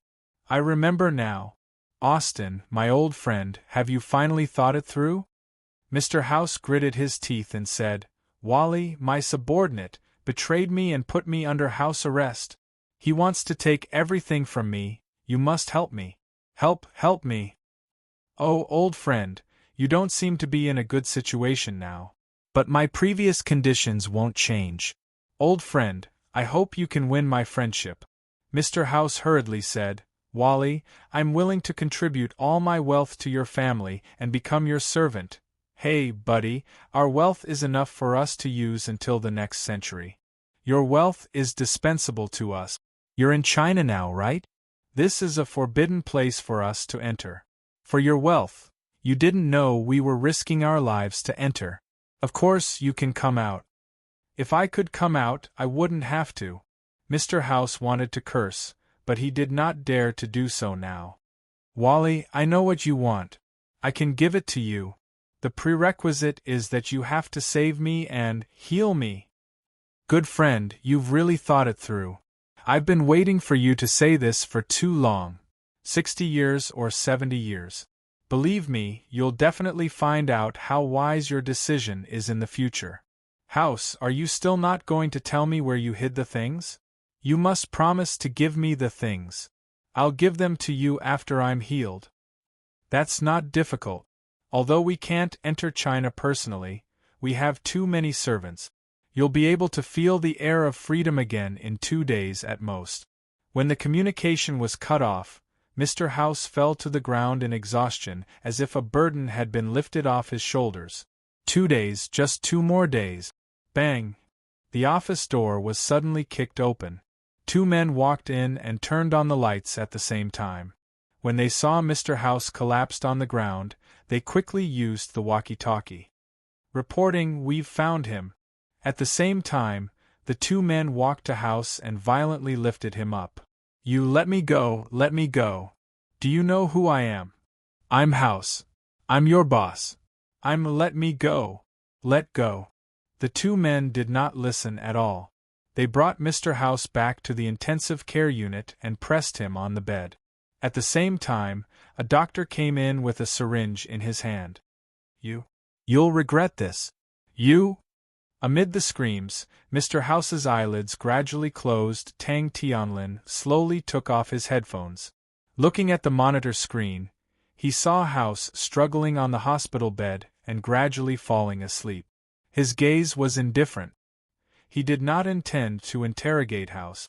This old man would neither cooperate nor give in, but he would not despair, so he only needed to give him a little hope.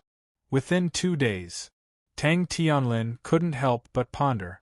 Who exactly are they? From the looks of it, they don't seem to be the same group of people who took teacher away, on the chessboard. The Black Queen ate the white soldier in front of it. After arriving here, Luoqiu readily surrendered. Ever since Boss Luo was allowed to freely close and open the transaction trigger, he happily entered the state of rest after the trip to South America. Before leaving, he did not intend to attract any more customers, at least not before going abroad. Anyway, there were only a few days left. It was time to rest and recharge. His life could be longer than a long time. From the very beginning, he did not intend to become a machine that only completed transactions. It was like, if you don't open for business, you can eat for 3 years. Playing chess was just a kind of rest in his spare time, mainly because Yu Yi had been working on a new area of the God of War game recently. Boss Luo felt that it was better to gather together than to bury oneself in hard work.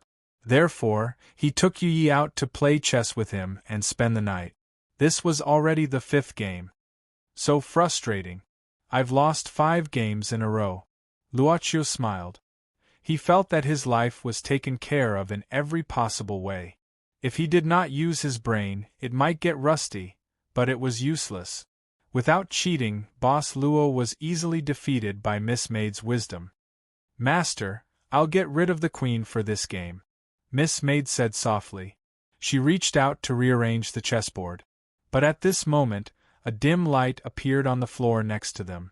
Then a huge black cabinet, the cabinet of the Covenant of the Club, slowly emerged. The door of the Ark of the Covenant suddenly opened. A lamp in the cabinet suddenly lit up. Luoqiu glanced at it in surprise. There were only a few lamps that Luoqiu recognized, because those were the lamps of Black Soul transformed by his hands. The rest were left by the previous owner.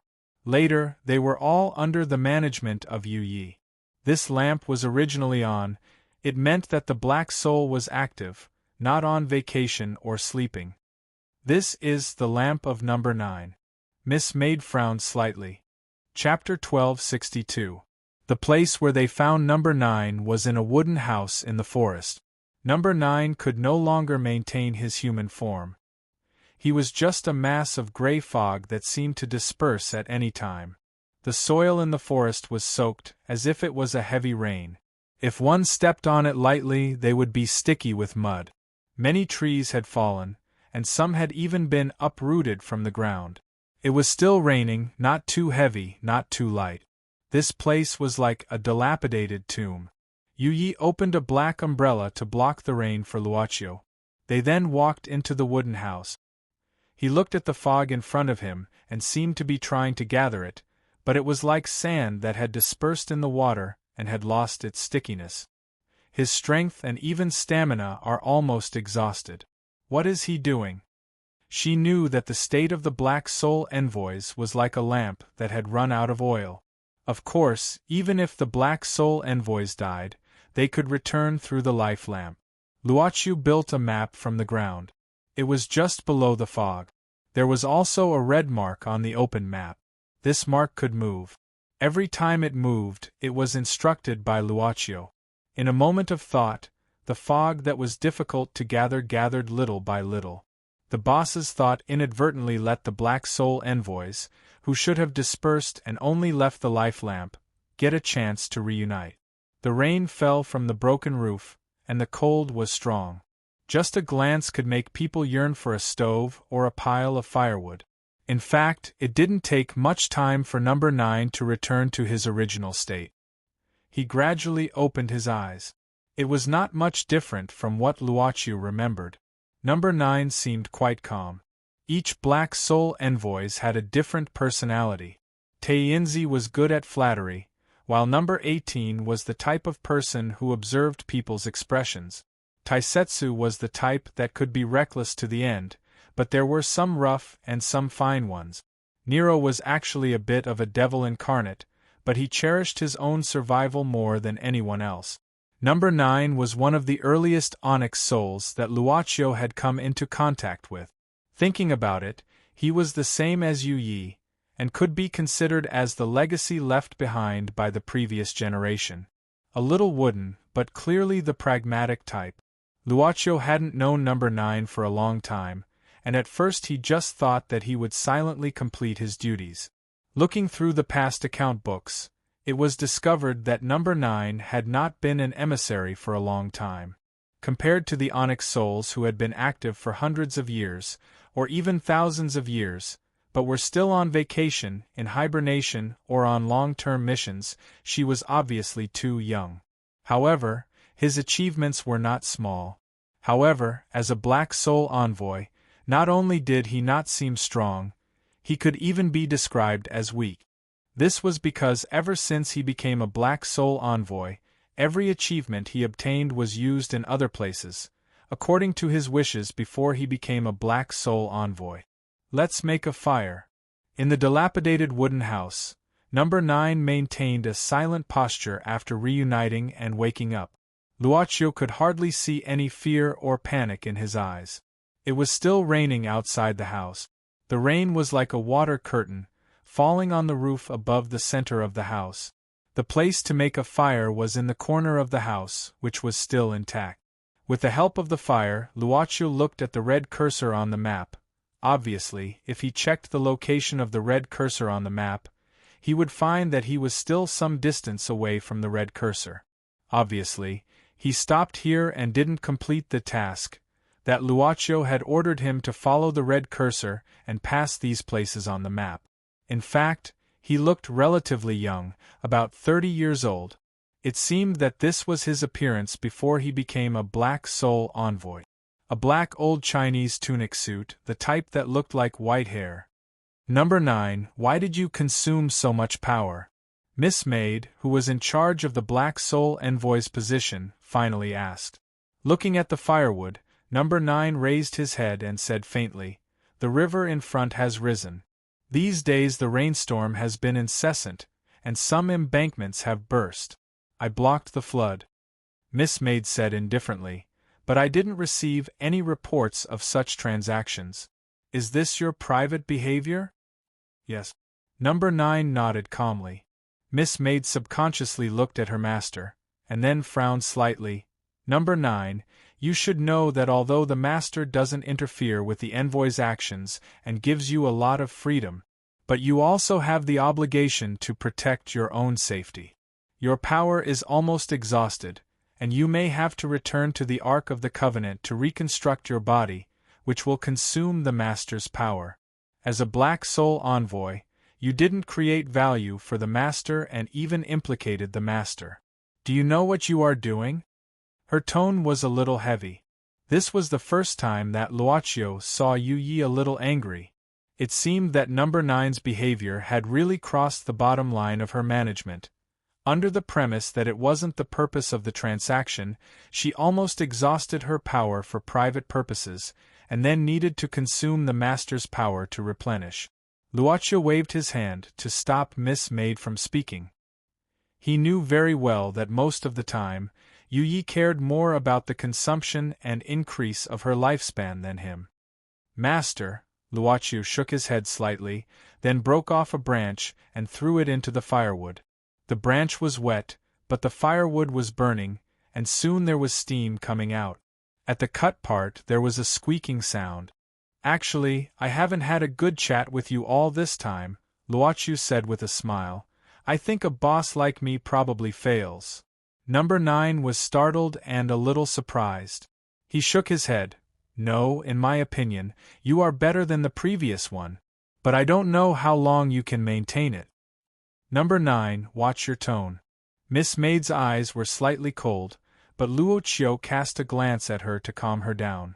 Boss Luo said, "No matter how long I can maintain it, I will do my best to maintain it. Can you tell me why you have to stop the flood at all costs?" Number 9 said indifferently, "If we don't stop the flood, the fields downstream will be flooded. There are a dozen villages nearby, and their livelihoods are all here." Luocio nodded and immediately asked, "If that's the case, it must be a large trade order. According to your past performance, you will probably do it, right?" "I don't know." Number 9 was silent for a moment. His eyes looked somewhat blank.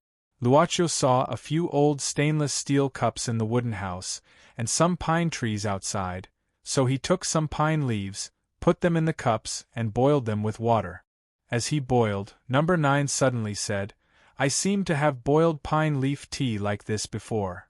Luochu smiled and said softly, "During this journey, what did you see and hear?" Number 9 was deep in thought. He had just started over, and his thoughts were still in chaos, but now he started to sort them out bit by bit, thinking about this journey. He said slowly, "I have been walking, and I have passed by many places. To me, they are like déjà vu. I gradually understand that this journey may be related to my past memories. I clearly know what the route you gave me is. Yes, I know." Number 9 used a tone as if freedom was not his own. He should know, but he didn't feel much about all this. It could even be said that he didn't feel anything. Until this time, when he came to the beginning of this path under the instructions of his master, he seemed to feel something different. Did he remember anything? Luochu personally peeled some pine leaves and threw them into the cup. Number 9 shook his head. He didn't remember anything, but he felt an uneasiness that he had never felt before. He kept walking like this until he came to a museum. He stayed in this museum for 3 days. Luochu asked, "What did he see?"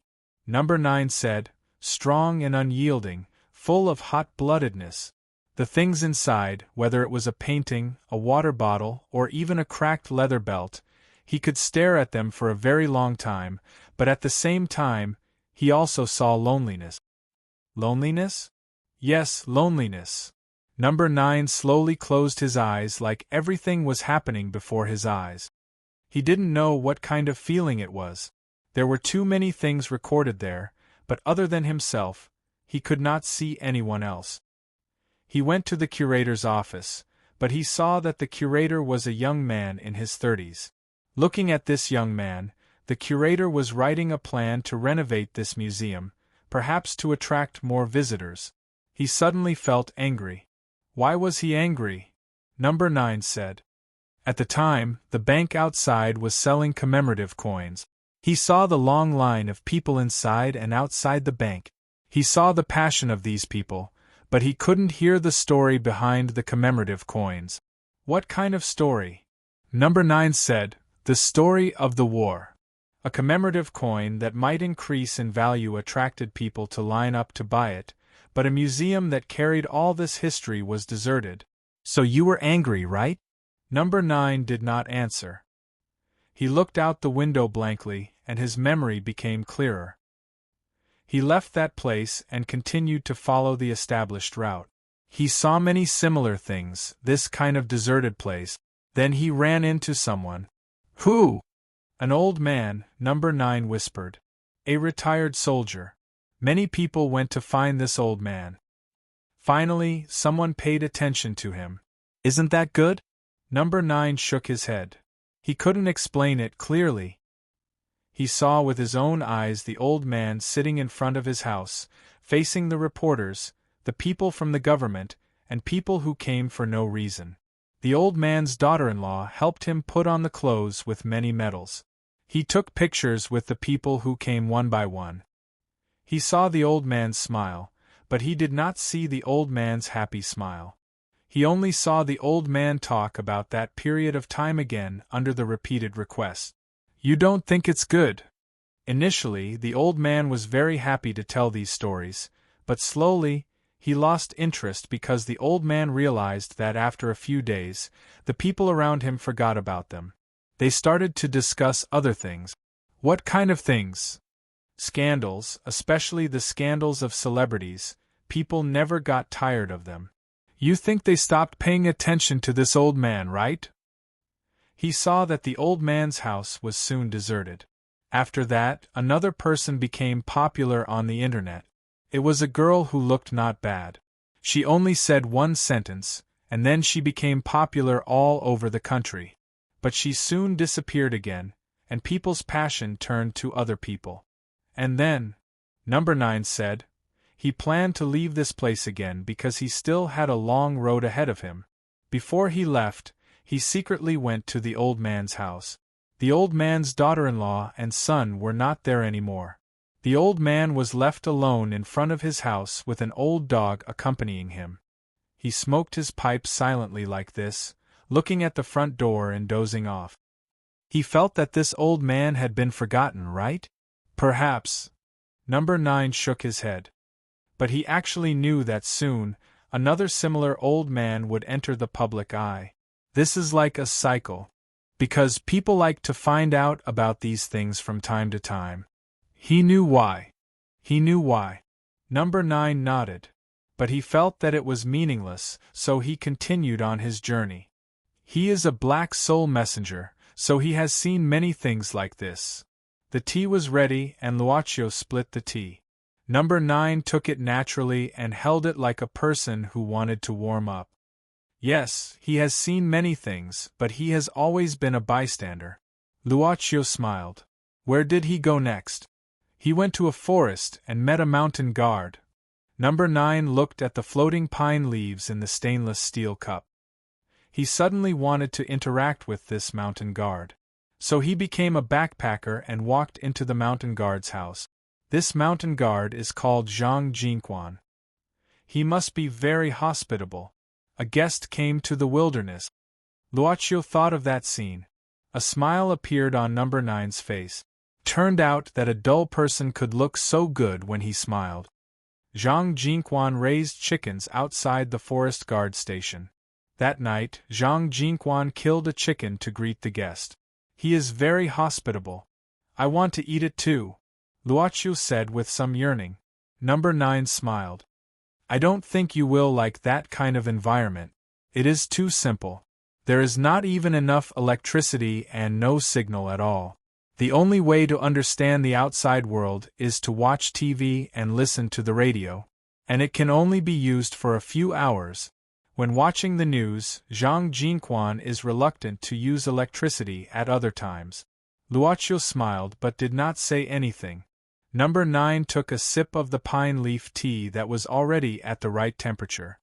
The taste is still a bit lacking. If you boil it with snow water, it will taste better. After taking a sip, Luaccio turned around and took a few snowballs from the snowy peak thousands of miles away. He put them back into the cup and added some pine leaf. It looked very ugly and dirty. How long did he stay at the forest guard station? Luaccio asked. Number 9 said, about 10 days. In those 10 days, he and Zhang Jinquan patrolled the mountain once. Took 4 or 5 days. He seemed to like it very much. Luaccio smiled. Number 9 nodded. It was a very quiet place. In those 10 days, his previous unhappiness seemed to have disappeared. He thought of it as a vacation. He still had to leave because he had to carry out his master's orders. Luaccio thought for a moment and said, sometimes his master was not good enough. Number 9 shook her head and said faintly, when he left, Zhang Jinquan killed another chicken as a farewell.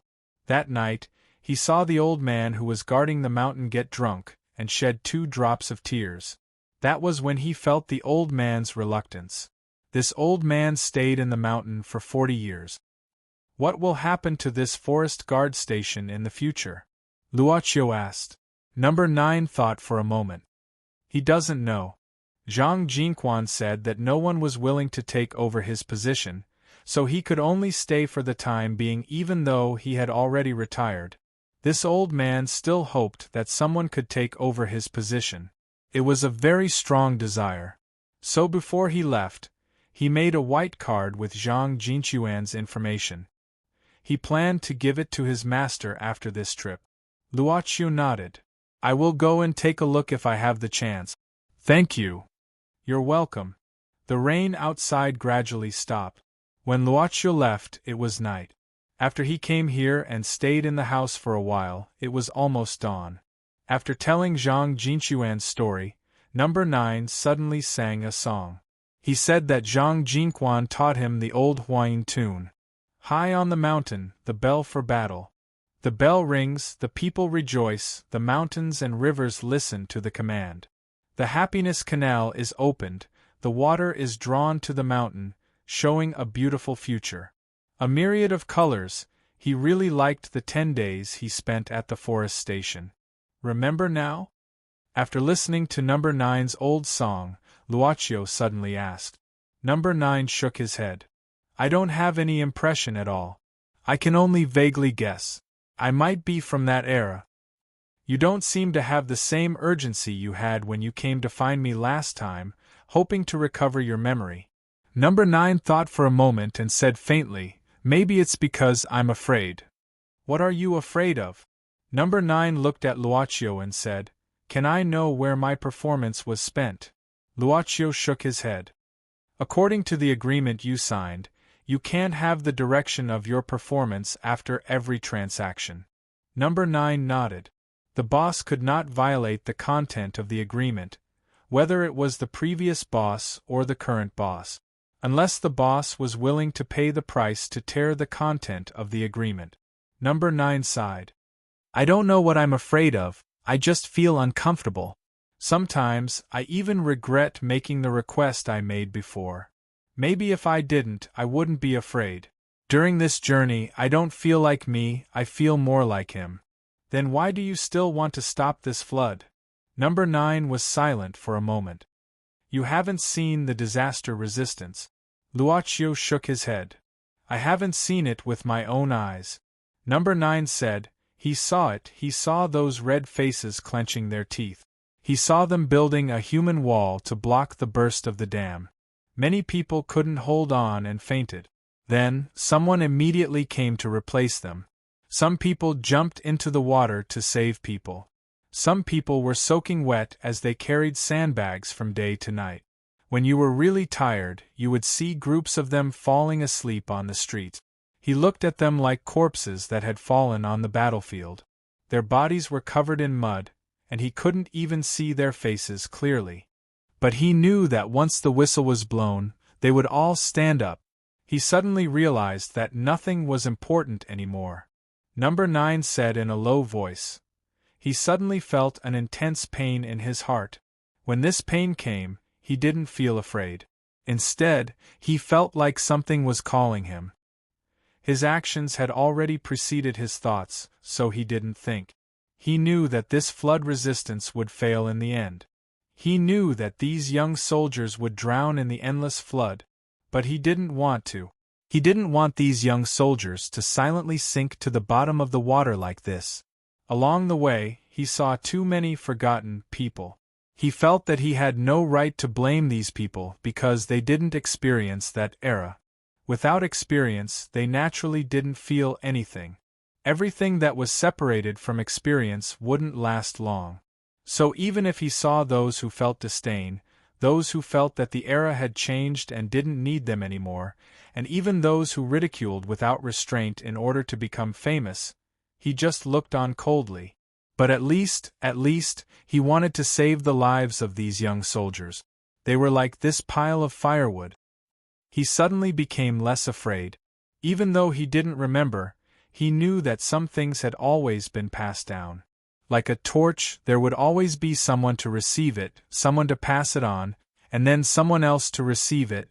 He couldn't let it be passed down. So he forgot his own identity and stood in front of the mighty force of nature. He thought that even if his body was smashed to pieces, it would still be good. He suddenly felt happier than he had in the past few decades.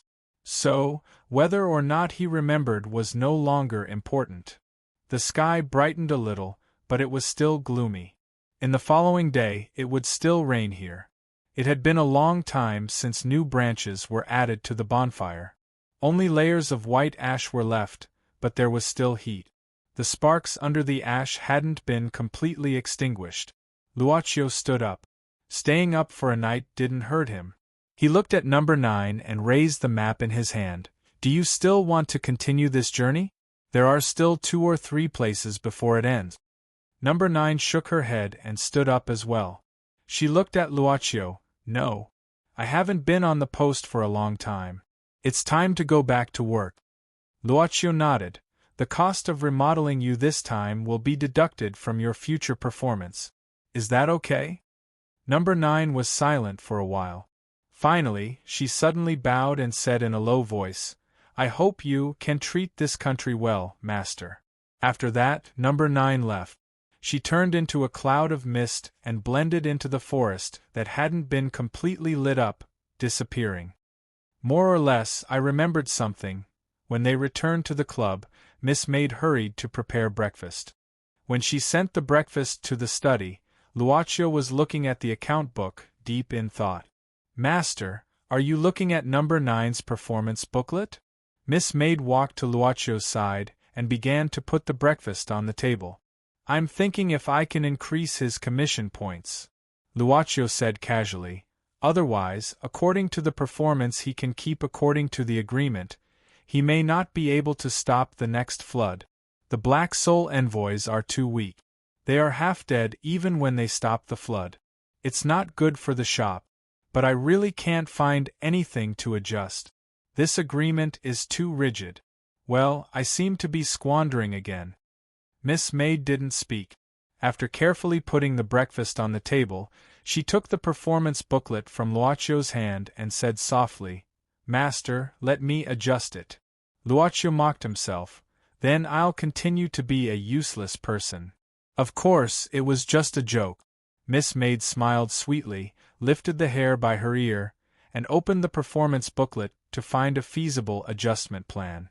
In 2015, 10,000 points were consumed to increase the energy of 10 Chinese Academy of Sciences academicians.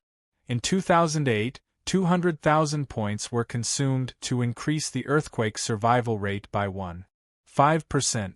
In 1969, 3,000 points were consumed to extend the life of the scientist surnamed Qian for 40 years. In 1962, all remaining points were consumed to restore rainfall in a large area in Xian. Many years ago, a man named Zhang Ziru walked into the club and made such a wish. Chapter 1263. Of course, Ren Xiling didn't know that Luoccio didn't come back for a whole night. Even if she knew, she would subconsciously avoid this fact. At the very beginning, he needed to use Miss Maid's means to modify a small part of his memory with the assistance of hypnosis.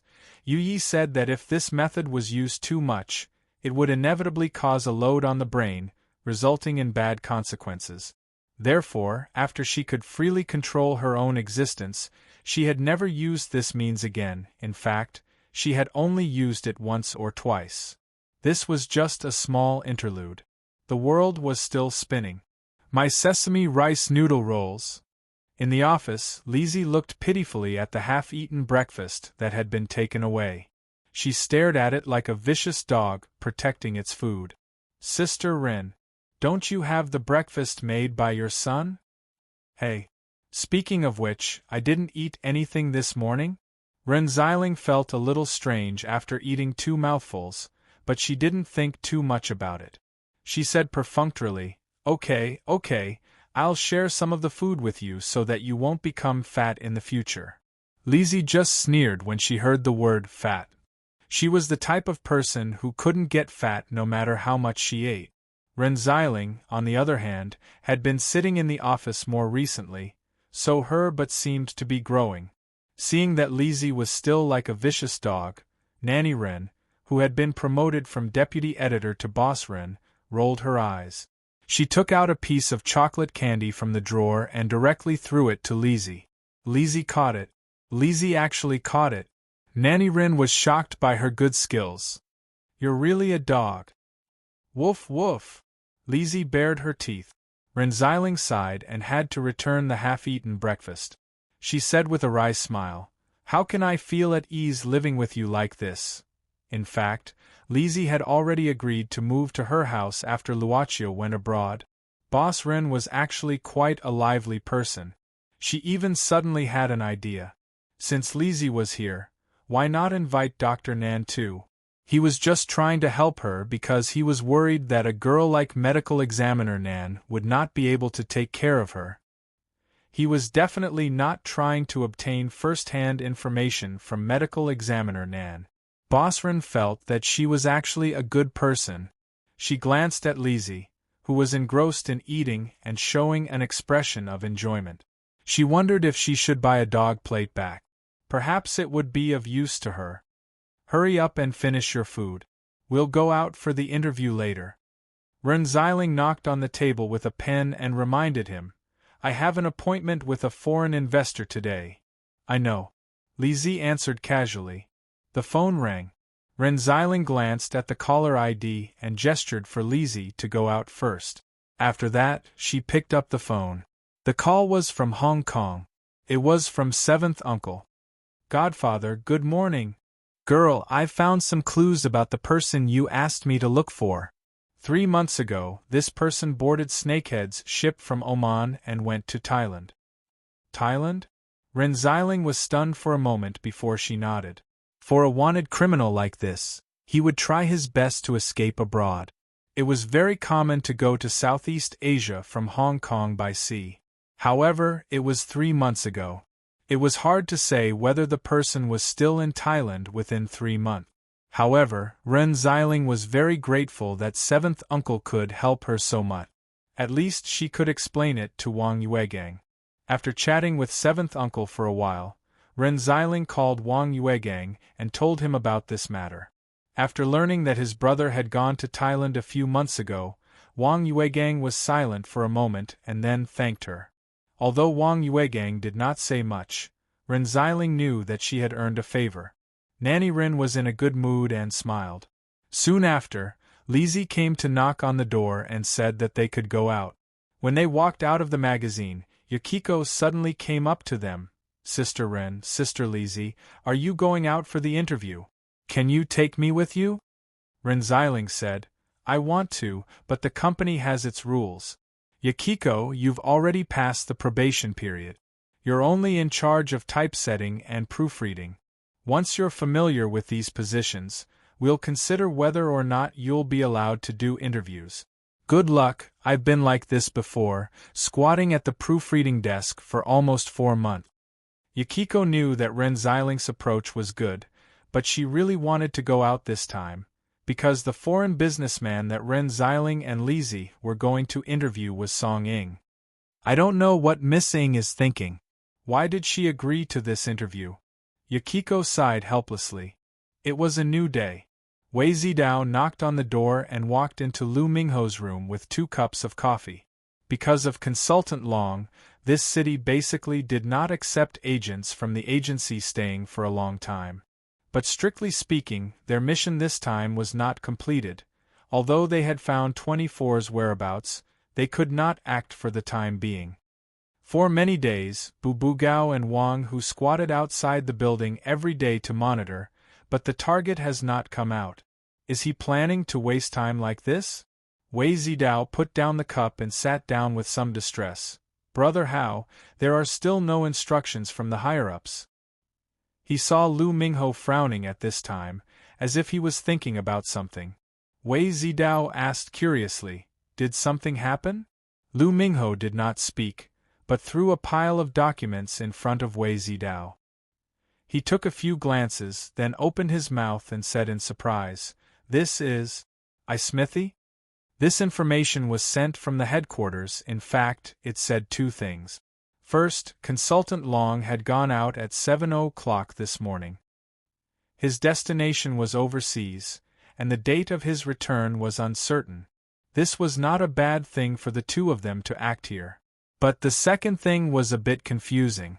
This was the information sent back by the agency's overseas intelligence team, saying that a team of about 10 mercenaries had arrived in this city. However, these mercenaries belonged to a non-human family outside the borders. Lu Mingho nodded. Yes, the Smithy family, one of the members of the Devil Feast Alliance of the 13 vampire families. Wei Zidao frowned. What's wrong with them? How dare they reach into our country's territory? Lu Mingho said, strictly speaking, these 10 mercenaries are just ordinary people. They do not belong to the agreed non-human creatures. From what I see, the higher-ups do not intend to officially negotiate with this family. This information is nothing more than for us to pay attention to their actions. Wei Zidao said awkwardly, where do we have the manpower? Bu Gao and Wang, who also have missions. Lu Mingho said helplessly, it seems that only the 2 of us can act. Besides, this time it involves foreign forces. I am not assured to let Bu Gao, a newcomer, act. I am afraid that something will happen. Okay. Wei Zidao nodded. I am going to prepare the equipment, call me when it's time to leave. Lu Mingho nodded. After watching Wei Zidao leave, he tidied up the documents on the table. In fact, there was one more document here, which he did not show to Wei Zidao. It was about the strange cell he found in the forensic room of the police station last time. This cell was sent to the branch in the province long ago, and then sent to the headquarters in the capital.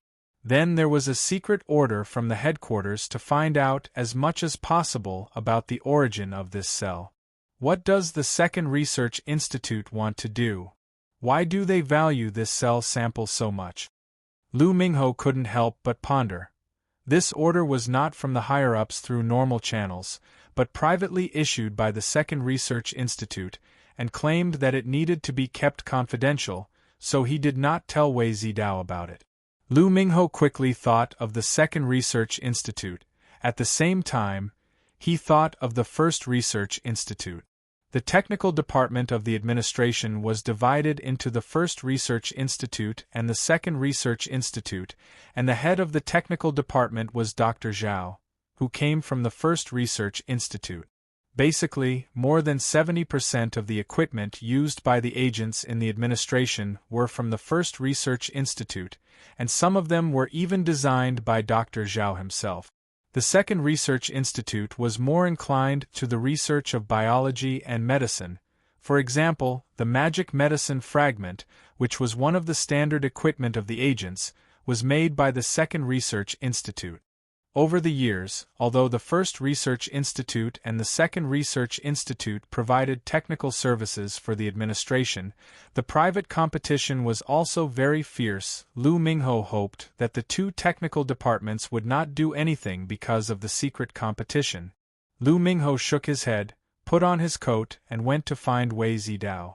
It's true that we don't have enough manpower, why don't we apply for 2 more people? Lu Mingho thought to himself. Dong Xiaofeng has been sent to the branch for inspection. I don't know if he will be accepted. Oh, what an interesting young man.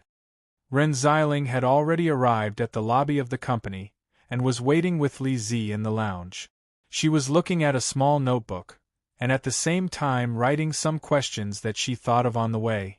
She always prepared well before the interview. When did such a big company appear here? Li Zi looked around curiously. This area was almost the most expensive one in the whole city, and this company occupied 4 floors of this building. But along the way, she found that many places on the floor were very empty. Although there were enough office desks, there were not many people, and it seemed that it was not full yet. There was still a faint smell of decoration in the air. It's quite mysterious, Ren Xiling said casually. I passed by this building last month, and this company didn't exist then. I think it just appeared more than half a month ago. It seems that the boss of this company is not short of money. And the public relations is very good. Li Zi looked at the corridor outside the lounge. On the same day, the interview was not only held by their magazine, but also by several other magazines. When they came up, the receptionist told them that it was like this these days, and almost all the famous media accepted the invitation. Miss Ren, the general manager can see you now. A secretary-like girl in a suit came with a smile at this time. She was quite polite and introduced herself. My name is Zi Yun, the general manager's assistant. Nice to meet you in the future. So fast? Ren Xiling was a little surprised. Zi Yun smiled. Yes, please come with me. By the way, Miss Li Zi may have to stay here, because the general manager only agreed to see you. Only me? Ren Xiling frowned. Zi Yun smiled. Because the general manager doesn't like too many people. We will treat Miss Li Zi well. Ren Xiling nodded, then came forward and asked quietly, May I ask, are there any other companies that will be interviewed with me? As the saying goes, know yourself and know your enemy, and the same trade is like an enemy. No. Zi Yun smiled mysteriously. This is an exclusive interview with our general manager, Miss Ren. What? Ren Xiling was stunned, but the media outside, Zi Yun smiled. In fact, they are all invited by the deputy general manager. The general manager said that he will only accept the exclusive interview with your company. Ren Xiling was very confused. She didn't know the general manager, and never thought that she was so important. While she was constantly analyzing the complicated network in her mind, she and Li Zi were taken to the general manager's office by Zi Yun. Exclusive interview, meeting with the general manager alone. This routine was very familiar. Miss Ren, you can go in by yourself. Zi Yun stood outside the door and made an inviting gesture. Mammy Ren stood in front of the door, then touched the pepper spray in her bag. Oh, I brought it with me. She sighed slowly and nodded, then pushed the door and walked into the office. But she didn't see anyone in the office. She frowned and closed the door, but at the moment when she closed the door, she secretly clipped a small piece of paper to the door's latch. At least the door couldn't be locked. She was always very careful when she came out. Excuse me, is there anyone here? You're here. Ren Xiling opened her mouth, only to hear a woman's voice coming from the corner of the office. She looked at the direction of the voice, only to see a small rest area in the corner. Tatami was used, a low tea table and cushions were placed there. A girl in casual clothes with long pink and purple hair was sitting there, looking at her with a smile. She was like a blooming cherry blossom. You. Ren Xiling was surprised and her lips moved several times. The girl with long pink and purple hair looked at this scene, seeming to be proud. Her mouth slightly curved, revealing a sly smile. Who are you? Ren Xiling finished her words. The girl with long pink and purple hair. Song Ying's mouth was still slightly curved like a crescent moon, but this time, it was twitching. Song Ying. We have met before. She gritted her teeth and said heavily.